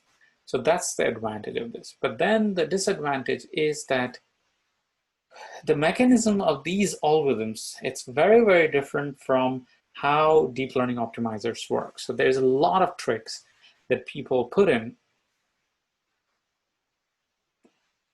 when training deep learning objectives. And there's like initialization, there's momentum, there's data augmentation, and all of these things make sure that this kind of deep learning optimizer will reach a good performance. When you change the form of an algorithm to something like this, which is based on the Bayesian philosophy, but now the tricks don't really translate to that. So these problems typically do not scale to large problems, but even if you can scale them, they do not achieve the same performance. And that has been an open problem for many, many years. So there is actually, before our work came out, there was no method to really scale variational inference methods to ImageNet. Okay, so now what I'm going to show you is like how, if you use these Bayesian principles, these guiding principles, to see that the deep learning optimizer and the Bayesian algorithms, they're not that different, then that helps you to borrow tricks from deep learning and put it in the Bayesian learning. Okay. All right. So let's. So I'm just going to start by showing you a toy example here. So this is about scaling up variational inference to ImageNet. So trying to get this uncertainty, and you want to just get this variance around your prediction. And how do you do that? So we took our algorithm that is derived from this Bayesian principle, and it's like Adam. So before, what we were doing is that we were doing this global to local approximation. So we were pushing the expectation inside the loss. But now what we're going to do is we're going to relax that global to local approximation, and we're going to add noise instead of just looking at the mean. Okay, so this will become clear in the next slide, but I just want to show you first what this actually gives you in the end. So essentially what I'm showing in this example is a two-class classification problem. So you have one class and the other class, and I'm going to show you iterations of this algorithm that we call Vaughan, and it's basically Adam, but then plus the noise through the distribution is added on it to be able to compute the uncertainty. Okay, so here is the little demo. The blue line is Adam, so it's just only 1 point estimate, and the red line is Vaughan. So you see that they both sort of start in the same way. And Vaughan is the new method that is more Bayesian than Adam,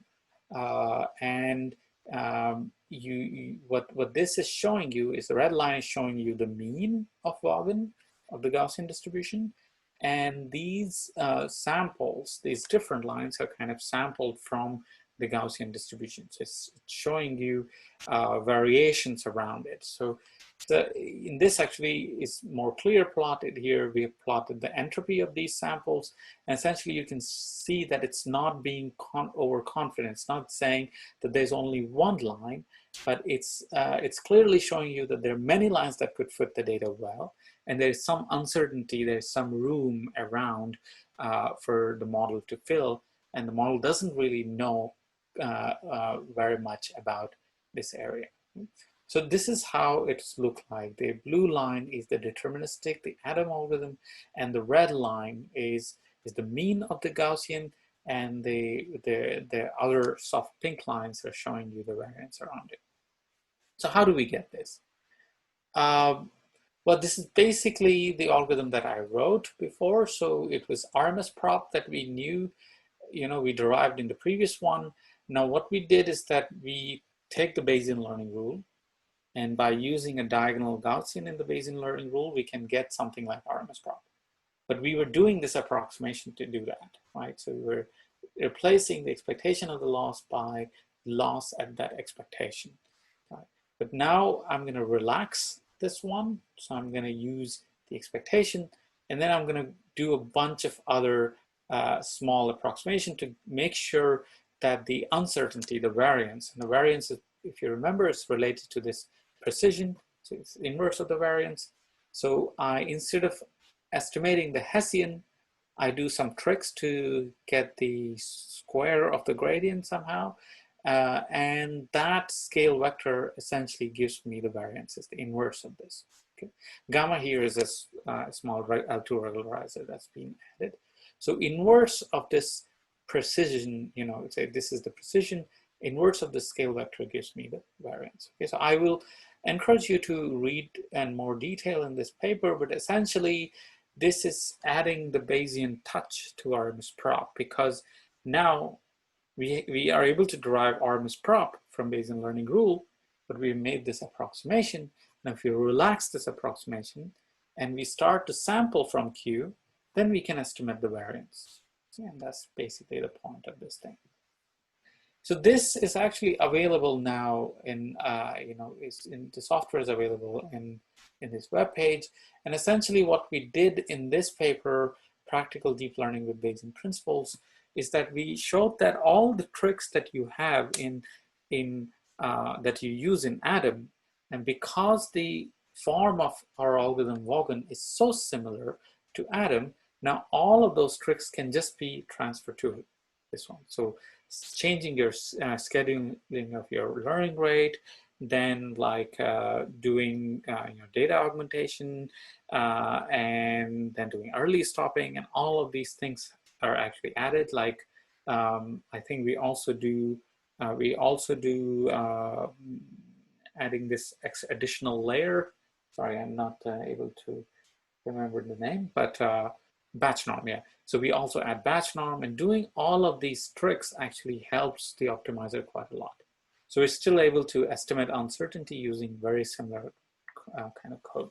So here's a more practical example, and this is not the best result that you could get with this, but this is what we have right now on image segmentation. And what this plot is showing you the uncertainties. It's basically the entropy. So you're trying to segment the pixel, and maybe sometimes you're not sure if it's a road or if it's a person, and so you try to compute the entropy of the prediction of these different classes, and with that you get this kind of picture.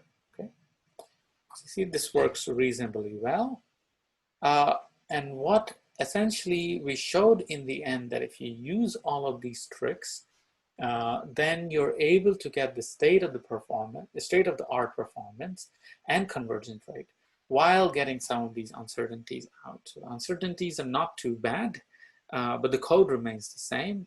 And the performance, so this is on ImageNet, and SGD is this line, so higher is better. This is accuracy, and this is epochs. Adam is this gray line, and our algorithm Vaughan is actually matching performance of and the convergence rate of Adam. Okay, so this actually works quite well if we are able to put different types of algorithms at the same level, and then we take the techniques that people use for deep learning and put it in the variational inference of the Bayesian algorithm. Okay, so there is, this has solved some of the problem, but there are many other things that are remaining right now to be solved. And I just want you to point you to this recent paper that some people from Google Brain did, and basically what they showed is that these types of Bayesian deep learning methods, where we're kind of changing the code slightly and then trying to get some uncertainty, the uncertainty may not always be very good. right? So it's basically what they showed is that they do not really know that the methods are actually performing really badly. So they try to do shift of the data. So you have certain data and then you sort of increase the shift. So you train on something, but then the testing data set is slightly a different version. And as you increase the data set shift, then the accuracy is sort of decreasing. So it's you're not doing as well as you think you should be doing, and the uncertainty is you basically kind of lower is better. It is kind of becoming worse. Okay, so with this I really just wanted to show that these, even though we're doing this kind of Bayesian deep learning methods where we were slightly changing the code of existing deep learning algorithms to get something that works, but then the resulting accuracy of the methods is actually not that great in the end. So we actually need to work more sophisticated ways of doing these things, and how to do that computationally remains an open challenge. If you want to learn more about uncertainty in deep learning, Yaron Gall has done a lot of work in this area. He's just kind of like been pushing for Bayesian deep learning, and he has a tutorial on this, so I would encourage you to check this out. He also has a lot of benchmarks by his lab put together, everything with the code, so look into that. Just in the end, I want to close this part by talking about the challenges in uncertainty estimation. I think, in my opinion, uncertainty estimation is perhaps one of the most difficult problems to solve because, uncertainty is trying to quantify what the model does not know.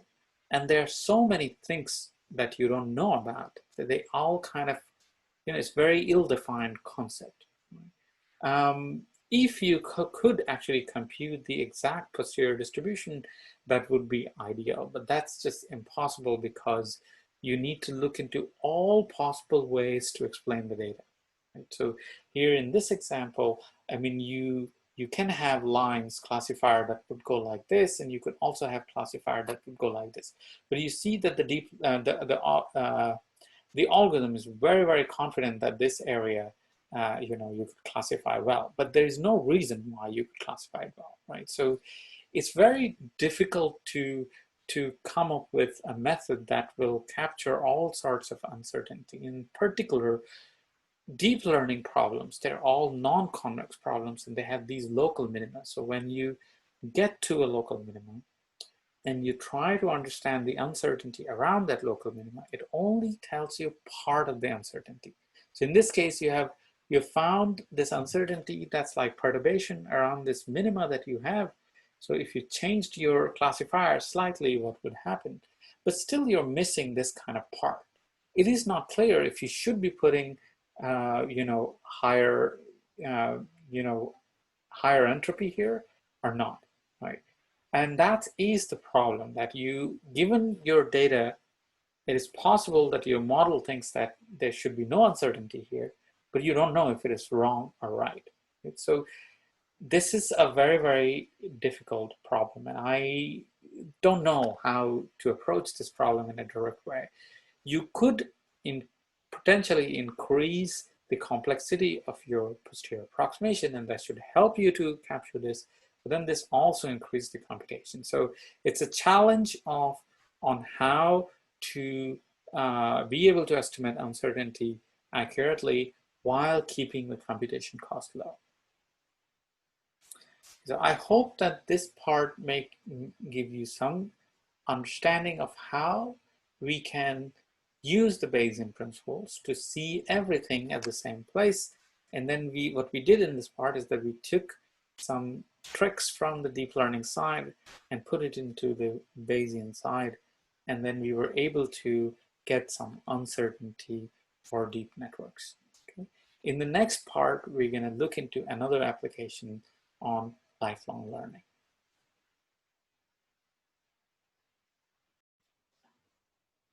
Okay, so this is going to be almost the last part of the tutorial where we will see how we can design new deep learning algorithms for lifelong learning, and we'll do so by using the Bayesian principles that we have been talking about so far. Okay, so I will start with an example of lifelong learning, uh, something called continual learning. And to motivate that, let me first talk about how standard deep learning works, right? So as most of you might know, for deep learning, we require a large amount of data to be present at one place. So something like ImageNet, for most of deep learning, not like all of it for sure, but something like image classification, you assume that all the classes that you want to classify, they're all present at one place. And then during training, you're essentially selecting random subsets of images, and then you are using it in stochastic gradient descent to update it. Right? So this is the thing that I was talking in the beginning of the tutorial, that this type of learning is very different from human learning.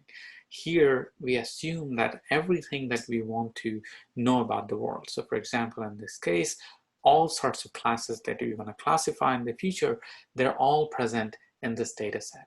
Now, this is a very strong assumption, right? And this requires you to collect a lot of data beforehand and then train based on that. And in the future, if the data changes, like if you have new classes that appear, it's very difficult for you to then add those new classes on top of the already trained network. So in that case, you'll have to actually do, retraining of the algorithm. And this is very, very, tricky business. And lots of deep learning users actually suffer from this problem.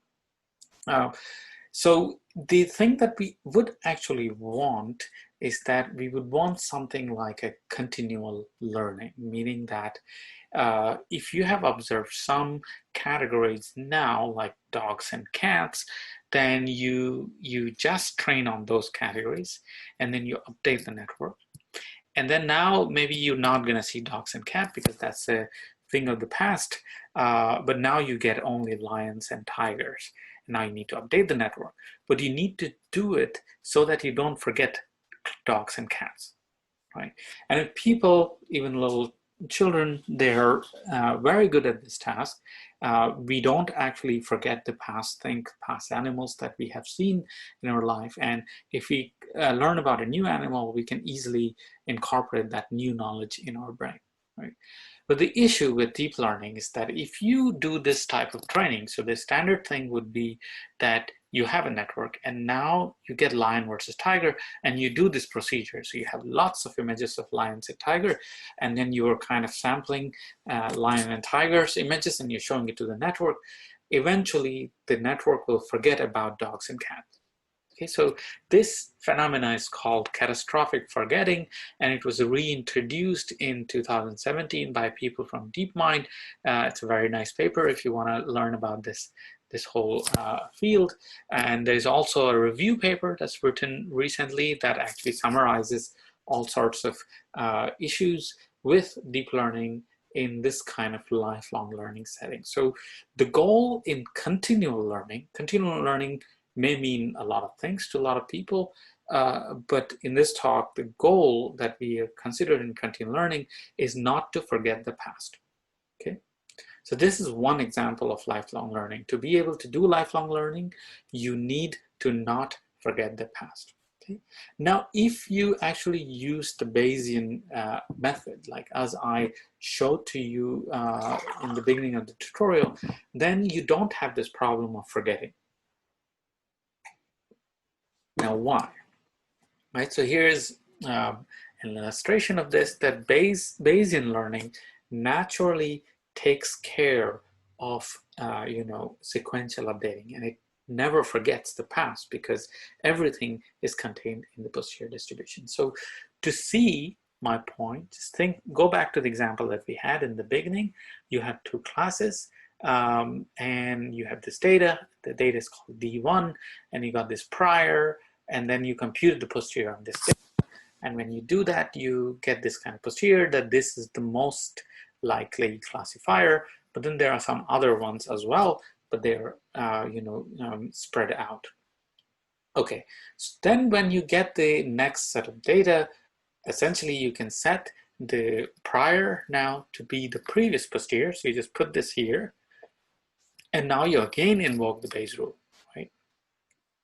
And when you do this, I mean, it's very, very nice, right? You can now update this line to be the most probable one to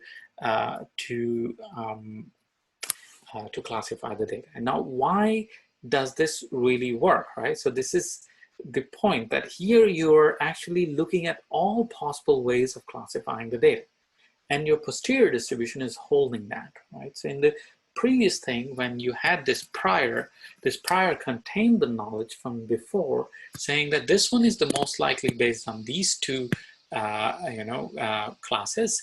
But if now I see this one, I can actually modify the weights. So because you're remembering almost everything that exists, you are less prone to forgetting the things in the past. So lifelong learning naturally happens in Bayesian learning, but then the issue is that you have to compute this normalizing constant. This is just insane. This is very, very difficult. And there is no good way of doing it for deep neural network because you have millions of parameters and you can't compute this interval. So you're actually back to square one. So this is the open problem. The Bayesian inference actually lets you do this automatically. It has this mechanism, but actually you cannot do this computationally. And if you do go to the deep learning models that doesn't compute uncertainty, then you can quickly forget it. Okay. So what I'm going to do in the rest of the talk is that I'm going to talk about a different way of looking at the problem. Okay? And this is a little bit more advanced. So if you don't follow the methods discussed in this part, don't worry about it. This is a little bit more advanced. This takes a little bit more time to understand what's going on, but try to get the basic idea. The basic idea is that in the previous slide, getting uncertainty is difficult. And if you had uncertainty, exact posterior, then everything was fine, but you can't do it. So now we have to be clever and try to tackle the problem in some other way. So the key idea that I'm going to talk about is this idea of somehow maintaining our past, knowledge somewhere. Okay, so suppose you had this data 1 and you got this classifier and you got this data 2. Now, instead of computing the full posterior and then updating that, one could actually try to find this new classifier such that it still sort of matches with the previous classifier. So now the only issue is that you want to do this somehow, but you don't have this access to this data, but you still want to match. You have access to this gray line, and you want to match this black line to the gray line. And what we will see is that there is a Bayesian way that enables you to do this kind of thing and add small modification to deep learning optimizers to get that. The main idea is actually that you want to change the network weights. So when you got this black line, you want to find this black line, but you want to change the weights, but you don't really have control over the weights because you want this line and there, right? So you want to change the weights, but you want to match the output of the network, not exactly the weights. Okay, so the key point to remember is to change the network weight such that to match the network output, and this is the network output, it's the output of the last layer, you want to match it to what it was for data 1 while classifying data 2. And this is a very tricky problem still. But what we can look into is two viewpoints of this thing. So network output, I'm going to refer to it as function. Okay, so it's the function that the neural network induces. And then we're going to contrast into two types of training methods. Okay, so one is the weight space and the other one is the function space. Okay. In the weight space, it's finite dimensional, so you have a finite number of weights. In the function space, you have infinite number of, it's a function in the data space. You could see that it's a line, and there are many ways to put this line, and there are infinite numbers of those. But the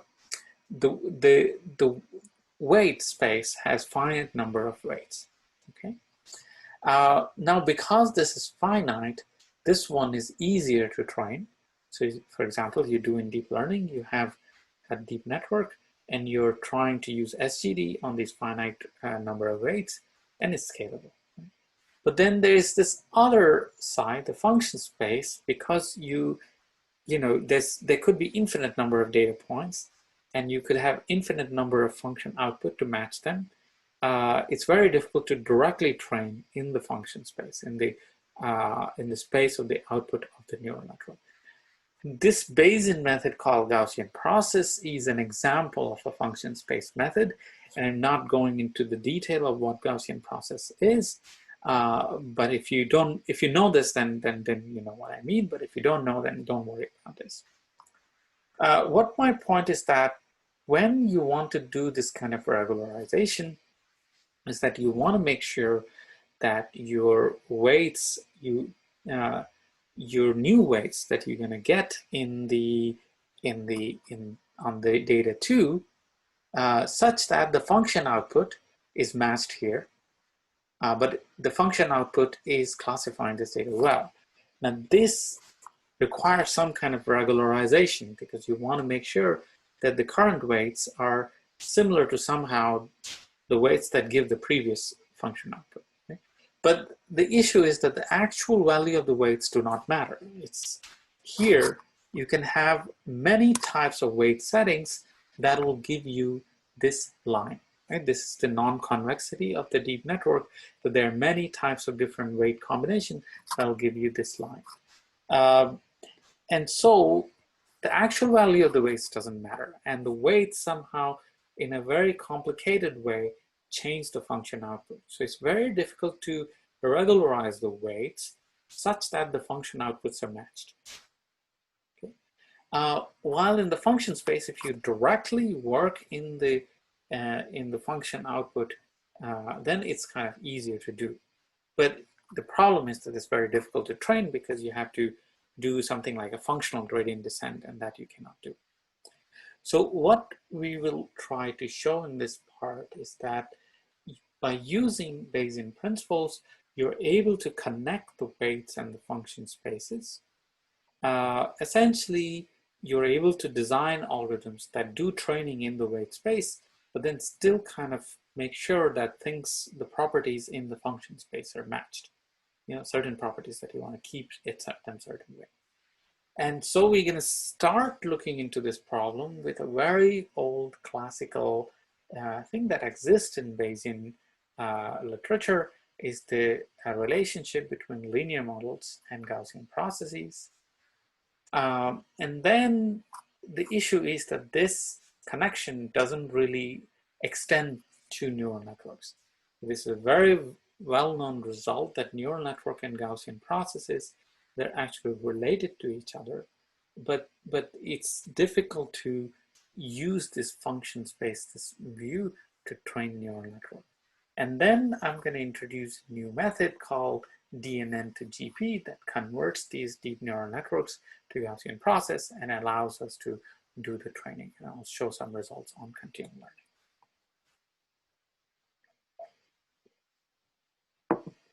Okay, I took quite long to say this background part, because the concepts are quite new, and I wanted you to understand what I'm going to talk about right now is a new way of sort of thinking about lifelong learning problems. So let's start with the most basic thing, and this is actually quite well known in the Bayesian literature, and you can read about this in this book on GP by Rasmussen and Williams. So essentially, when you take a linear model, so what I'm going to show is that if you have a linear model and you put a Gaussian prior on the weights of the linear model, it somehow gives you something in the function space, and that's the GP prior. Okay, so the idea is to consider just a linear model. So a linear model looks like this. W are the weights, so we were calling these theta in the previous parts, and this phi of x we denoted as features, and this is the function that the linear model induces, right? So it's just kind of, it's linear in W, but phi might be nonlinear, so the whole f of x might be nonlinear in the end, right? And suppose if I put a Gaussian prior on the weights, right? So it's something like this. What you can show is that if you take the expectation of f with respect to this prior, so you try to, take the average, then this induces a prior on the function that are being induced by, by this weight. So this function f, you can actually ignore W and you can directly sample from a stochastic process. It's a stochastic process that directly gives you these functions, and you don't even need to write the weights here. You can directly write a probability over the function, okay? And the way that this actually works is that because this is zero mean, the expectation of this is zero, so this becomes zero mean, and because this is identity covariance, the covariance of this becomes something like this, right? The main point here that you may not actually directly see is that this is a continuous thing with respect to x. So you might observe some data at some places, but the function that you in the stochastic process is actually continuous in this. The slightly subtle point, if you're not familiar with GP, then don't worry about it. It's not actually important to understand. Graphically, if you see the visualization and it makes sense to you, then you're good. Now, the nice thing is that if you actually got some data, so suppose you got some data and you estimated the mean and the covariance after observing the data. So this is, suppose your posterior distribution. So this is prior on the weights and this is the posterior. If you got some posterior and then your posterior mean and the covariance are these two things, you can still actually write a GP directly in the function space. So this is a Gaussian process in the function space. Essentially now, instead of being free form like these strings that are free form, now you have here 3 data points and the strings are forced to pass through these data points. Okay, so when you sample from this stochastic process, the functions are actually forced to pass around with plus some noise around these data points. And the expression for the mean and the covariance, in the same way as here, they are available in closed form, right? So you have, because the mean is W star, basically the W star goes here, the expectation gives you this. It's a very straightforward, derivation. So covariance of this is this, so you get that, okay? This is a very beautiful result. This is one of the most straightforward things, and it's a very well-known thing. So here you see a direct relationship between the weight space and the function space. When you're doing something in the weight space, then something is happening in the function space. And if you're given some data, then you can fit things in the weight space and it'll give you a direct stochastic process in the function space. Now, when you go to deep networks, things are slightly more complicated technically, but the results are essentially the same. So that's a very nice thing. So it's the same kind of thing. Now we don't have a linear model. So we had a linear model in the previous slide. So we had something like this. This is linear in W, and this phi is sort of known from before. But here, there's no phi. It's just a deep neural network. So you put X in, you have a bunch of weights, and they're going through lots of this transformation, and you get this function output in the end, right? But the result is very similar. Is that if this neural network also induces a Gaussian process prior, okay? So the result's almost the same. It's just that there's slightly tricky thing that you need to make sure that this this process, so this expectation, the moments of this function, for it to converge, you need to make sure that the number of parameters in the neural network goes to infinity. So these days there's a lot of work on these super large deep network where you have number of parameters going to billion gazillion things like transformers and GPT-2, 3, all of these stuff. These are essentially going in this limit that the number of parameters keep increasing. And what is going on is that with this kind of theory, actually tells you that even if you increase the number of parameters, the function that these networks produce, they are continuous functions. They're actually samples from a proper stochastic process, right? So it has a mean function and it has a covariance function, this is called kernel, and you can derive this thing in you can write these expressions there. You can write programs to compute these kernels, okay, in the limit when the width goes to infinity. So this is actually a very, very active area of research, and there's lots of work on this, and this one came a few years ago. The original result go back to 96, and I should have actually added this one. That one here, Redford Neal in his PhD thesis actually in 96 wrote about this for the first time, and recently there's a lot of papers where people are showing that all sorts of deep neural network induce some kind of Gaussian process, okay? So I hope this makes sense to you. But the issue here is that this is not a useful characterization when you think about training, okay? So this is actually saying that a priori, without like not trained networks, they are like GPs. But then this doesn't give you a cheap way of training this thing, okay? So you could actually, so the question is actually that, does this hold, when you have finite width? Because then maybe you can, when you train networks, then you can get this kind of posterior. The issue is that doing inference here, it's actually, again, that, normalization constraint problem comes in this space. So you have infinite number of parameters, and you have the smooth function, but you have to invert a matrix that's of size billion by billion if you have billion number of examples. Okay, so this is impossible to do. So what we do want is that we want this to hold at a finite width, and we want to train on this side somehow, and to be able to get this kind of property. So essentially, just to put the picture in there, what we eventually want is that we want some kind of Gaussian posterior on this side, and we want to train this on this side, and we want to say that this actually induces some Gaussian process here from which we can sample. So if we can sample these functions, then we can do this kind of continual learning where you have to make sure that the functions are actually matched. Okay, so that is the general idea. So this is not known. And what I'm going to show is that the things that I talked about, this Bayesian learning rule and all this Bayesian principle, is actually lets you make this connection. Okay, drink some water.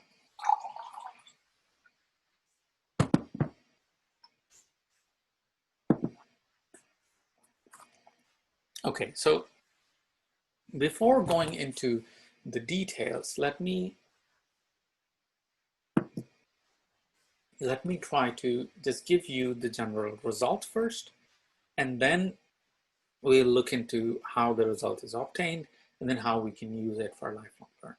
Okay, so this is in this newspaper, Approximate Inference Turns Deep Network into Gaussian Process, where we showed that this result actually holds, and the way this mean and the covariance functions are derived, it actually depends on the function and some kind of Jacobian. Okay, so I'm going to explain this now.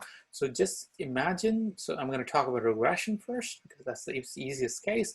So just imagine this regression problem that I talked about in the beginning of the tutorial. So this is a squared loss here. Y is the output, X is the input, F is the neural network function, okay? And we have squared loss, somewhere all the data points, we have an L2 prior. We're minimizing this thing. Suppose that I call the minimum of this loss, the minimizer of this loss by W star, and then I try to also compute the Hessian at the optimum. So if you took the second derivative of this term, you get this delta I, right? In the same way, if you take the second derivative of this, you get some term plus some term, so that's like Hessian, but I have made some approximations here, and I've used a Gauss-Newton approximation. So if you don't know the detail, it's fine, it's all in this paper. But what you should remember is that this is written in terms of the Jacobian of the neural network output. So you're taking the derivative with respect to the weights, evaluating them at W star at the minimum, and this is, I'm going to denote it by Jacobian J, and essentially you have J transpose here. And what I'm doing is that I'm setting the posterior covariance to be this curvature. So this is like the Laplace approximation that I talked about before, where the mean of the approximation is at the minimizer, and the covariance is the curvature around that minimizer. So that's this side. Now, if you use this approximation to the posterior, then you can show that this induces a Gaussian process where the function is essentially the function evaluated at W star. So the mean is essentially the neural network output at that function. That would be sort of the mean, and then the covariance around it, the perturbation around it, is essentially derived using sigma star. Then now you're multiplying the Jacobian on the two sides. Okay, this is a very simple result. The derivation is also like one page, and it is really based on this idea of having, you know, the Bayesian learning rule. It's the fixed point of the Bayesian learning rule with the step size equals 1, for example, and you do the math backward from there to get to this result. Okay, so this really follows from the thing that I was talking in before.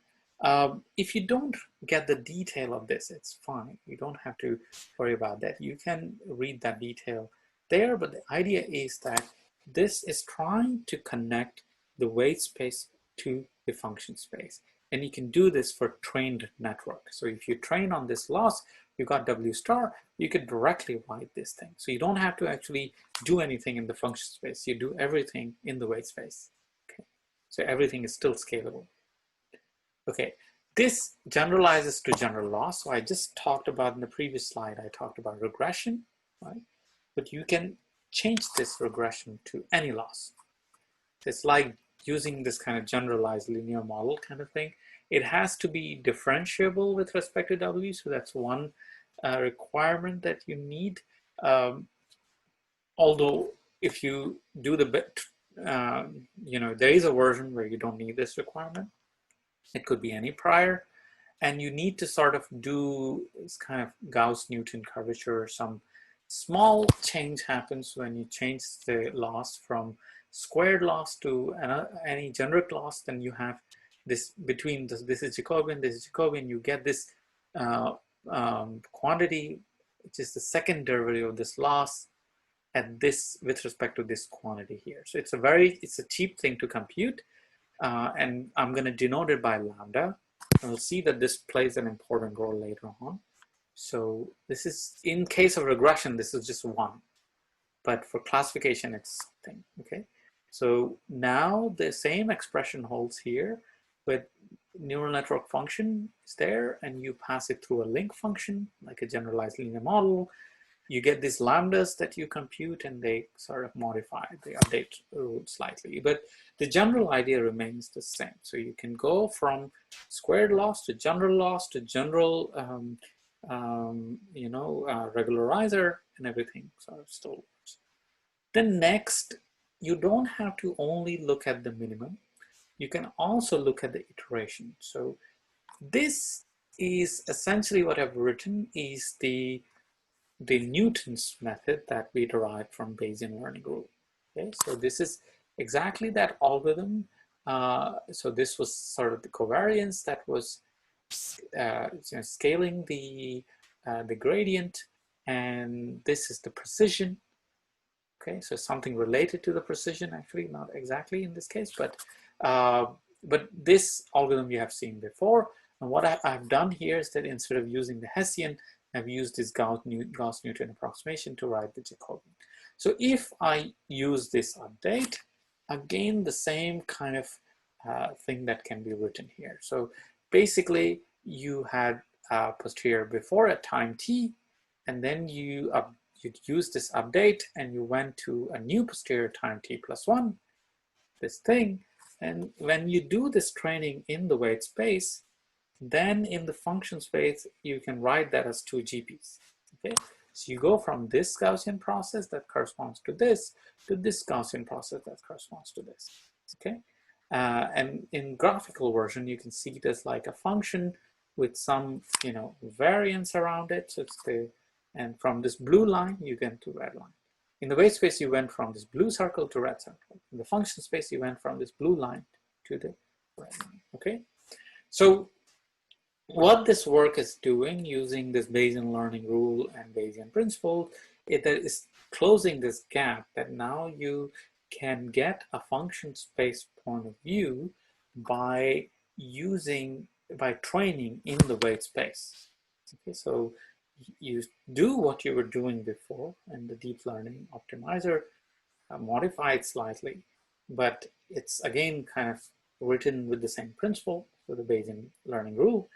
And when you run the algorithm, you see that in the function space, you get a sequence of GPs. Okay. The way it's derived is a little bit more complicated, but the basic idea is very, very simple. When you start with the DNN, you do a Gaussian approximation to the DNN. And when you do this, so this red line is the Gaussian approximation. And when you do the Gaussian approximation, essentially, you know that Gaussians are posterior distribution of a Bayesian linear model. Right? So there's a linear model that exists, which is, is the posterior distribution, the Gaussian distribution is the posterior of this linear model. So we just write down that linear model.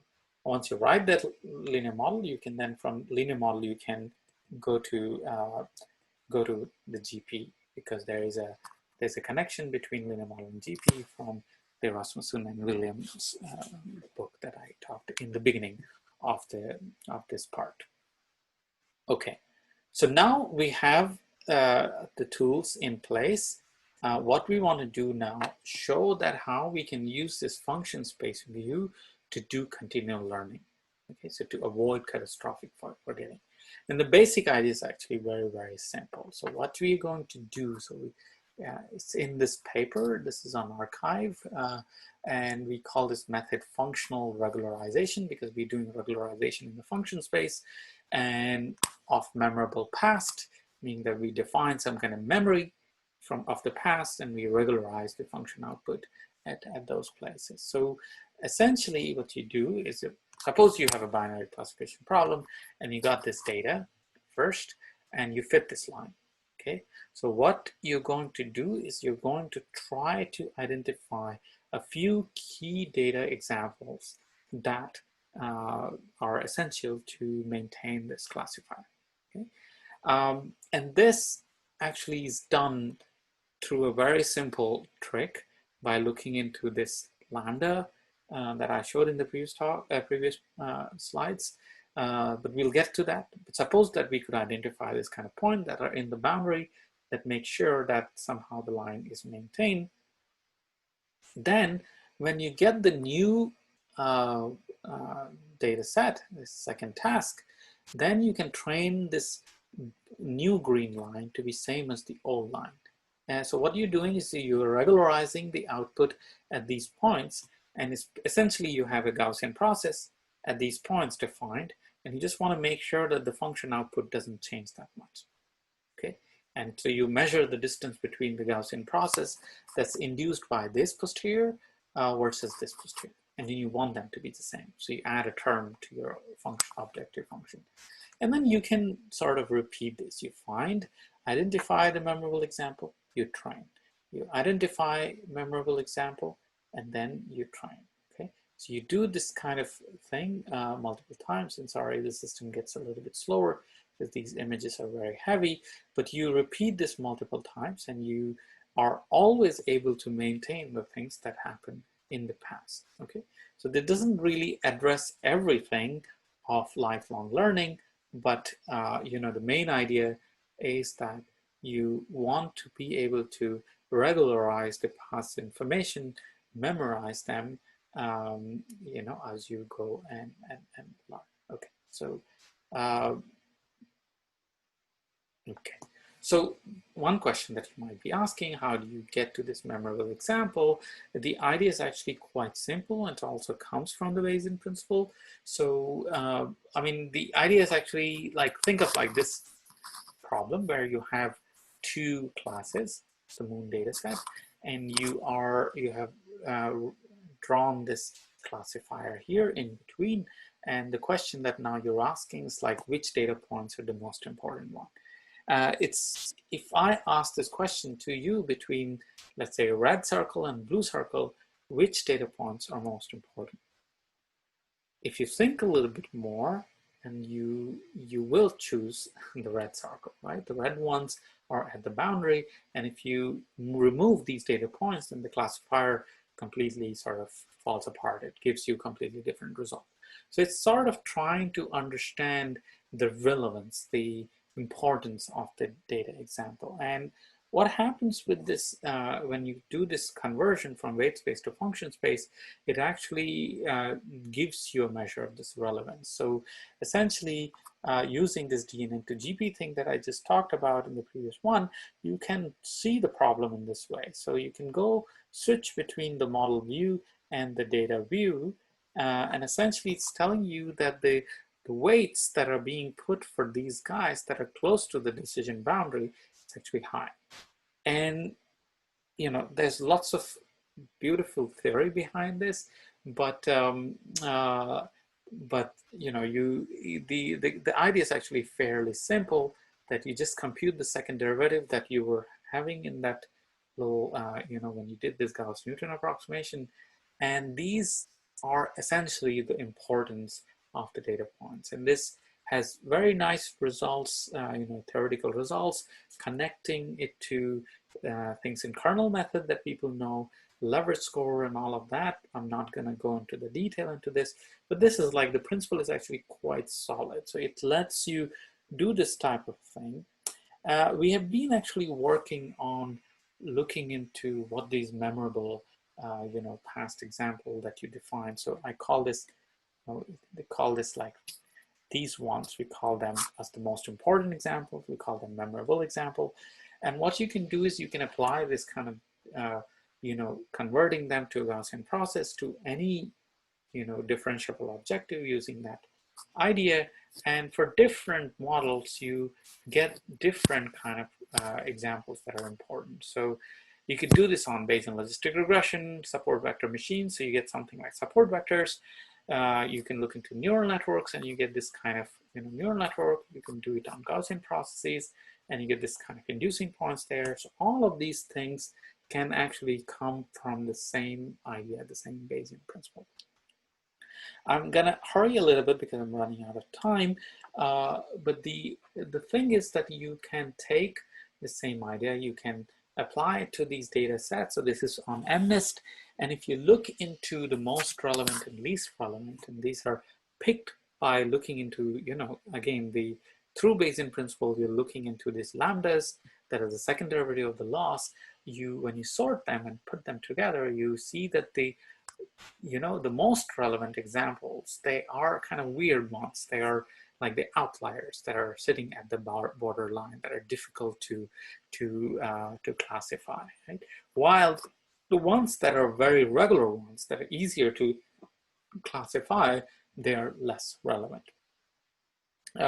Same thing for CFAR10, an image data set, that these are images that are all sort of different scale and difficult to classify, while these are more regular images. Okay, so all of these things are in this paper, and I will encourage you to look into this. And it's a very beautiful idea. The idea is essentially that you regularize, you identify, you memorize these points, and you try to regularize them using this Gaussian process framework. Now, how does this compare to what already exists? Just wanted to take 5 minutes and talk about what all sorts of things that exist in the literature. People have actually worked quite a lot on doing this weight regularization, so trying to make sure that the weights are close to each other. But that idea is actually not that strong, because the actual value of the weights do not really matter.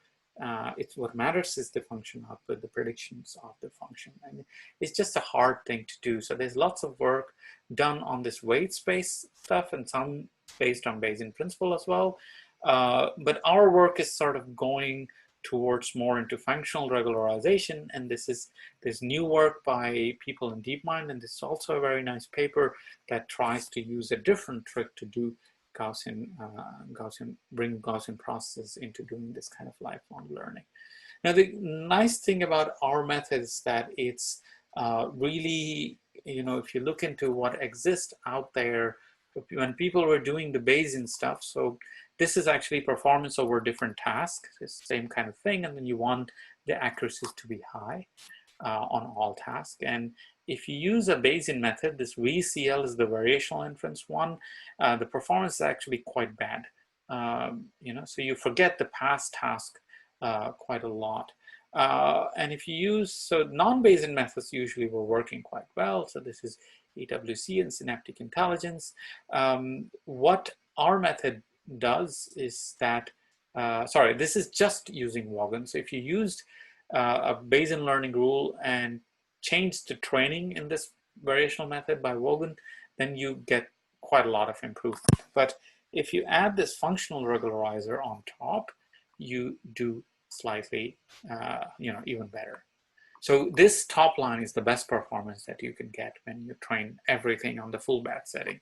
And this fromp is already hitting the target at many places. So this is a very promising idea.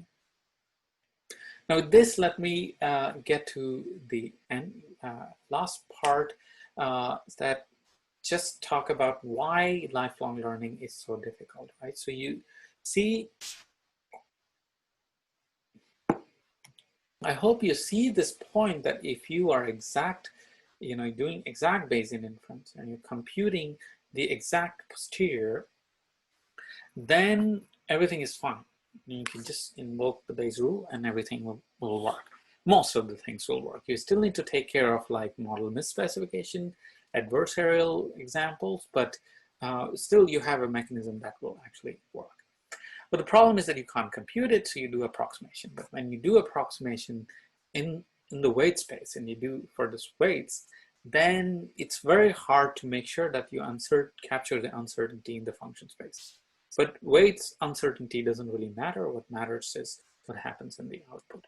So essentially, you're not able to capture the uncertainty properly when you work in the weight space. So working with the function space is one of the solutions. And I think, in my opinion, it is a very promising direction. And I think that this idea, although it originates from the Bayesian principle, but this can be easily incorporated in existing deep learning problem to solve this thing. There are many other non-Bayesian solutions, and from whatever I understand, and when I look at them, I find them that there is a Bayesian element to all of those. Okay, so with this, let me show you the last, actually, maybe I will skip this one.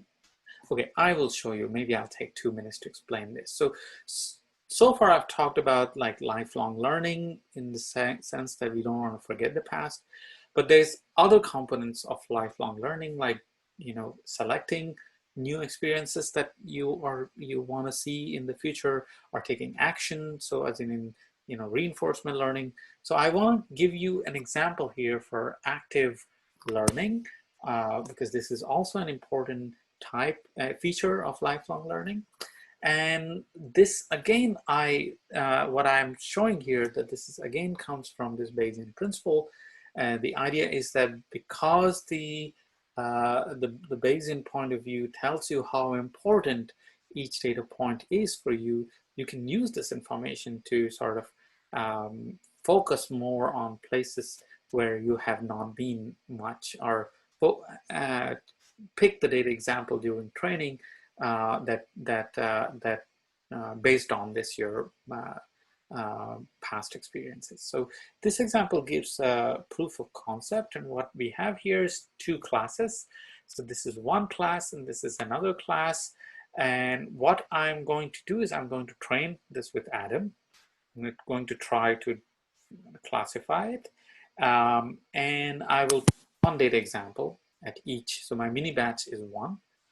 But instead of doing random sampling, which we do in deep learning, I'm going to do an active sampling. Okay, so this is like, more human-like thing, like what my daughter was doing after she converged, that she's not touching everywhere, but she's only touching at places that she thinks are more important or she likes. So I'm going to do sampling. I'm going to pick the most important example. And the way that I'm picking the important example is by using this criteria that I showed you in this DNA to GP framework, okay? So what you see here is that you're picking this one example. So this thick black line that you see around is the example that is being picked. The examples that are colored are the ones that the system has picked so far. And the color is showing you the prediction. So blue is one class, red is another class, and the line is slowly getting refined. So you see that the classifier is very bad right now, but it's starting to curve, and it's starting to understand that it needs to kind of go here. And yeah, so now the classification looks reasonable, but still they're trying to go outside. But what's actually going on now is that when you're sampling, you're actually not sampling here. So you're not sampling randomly. You're picking the points that are at the boundary, and you've got the classifier. So whenever a classifier tries to go outside that side, this one pushes it back. Okay, so you're always sort of sampling these samples, and slowly as you continue, now you've got it. So there's no room to move. So the most important things always remain the same. They don't change. So you pinch things and see that you have actually only sampled, part of the data set. You've never looked into this side. You've never looked here. But because you have enough data, good representation, this sort of doing exploitation helped you to get a good classifier. Okay, so this is just a proof of concept, but I think there's a lot of ideas like this that can be used, and I'm gonna try to close the talk with the conclusion in the next and the last part. Thank you.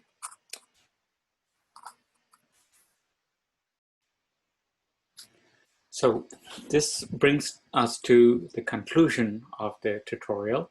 So I'm just going to quickly summarize what we covered in this tutorial, and then discuss a few open challenges to give you some ideas on where the research may need to be headed for this area. Okay, so what we did in the tutorial is that I started with the Bayesian principles as common principle, and I tried to show you that the Bayesian minimization problem that you write with the expectation of the loss with the regularizer, when you optimize that with this choice of this particular algorithm called Bayesian learning rule, and then there, if you choose the particular approximation for a particular problem, then you end up getting all sorts of learning algorithms as special case. So we went through many deep learning algorithms like SGD, RMSProp, ADAM, and then we also looked into many Bayesian flavors of algorithm. And after we put everything at the same place and the same framework, then we try to look into new methods to design for deep learning algorithms, right? So we looked into uncertainty estimation methods, something called Wagon that I talked about, and for lifelong learning, I talked about DNN to GP, a method that connects the wave function and the function space. I hope that this is convincing to you that the Bayesian principles provide us a set of principles that put things together and helps us to not only to see old algorithms in with the same lens, but also to improve them by borrowing strengths between these different types of fields. What is remaining here is, at least for me, what I think is a one big open problem is how can we use all of this, a combination of deep learning and Bayesian learning, for example, to do lifelong learning. And we know that if we have the exact Bayesian inference, then the lifelong learning problem is much simpler. It's, it can be solved. But the issue is that you can't do it computationally, so you want to do approximations, and then the question boils down to how can you compute better measures of uncertainty? But that question is actually quite hard. What you actually think about this a little bit more in terms of Bayesian learning rule, then you see that trying to be able to come up with better posterior approximation is directly related to enriching the sufficient statistics of your approximation. That means that your expectation parameter is quite large, and you need to compute those gradients, and those gradients might be related to the gradient of Hessian and maybe higher order gradients.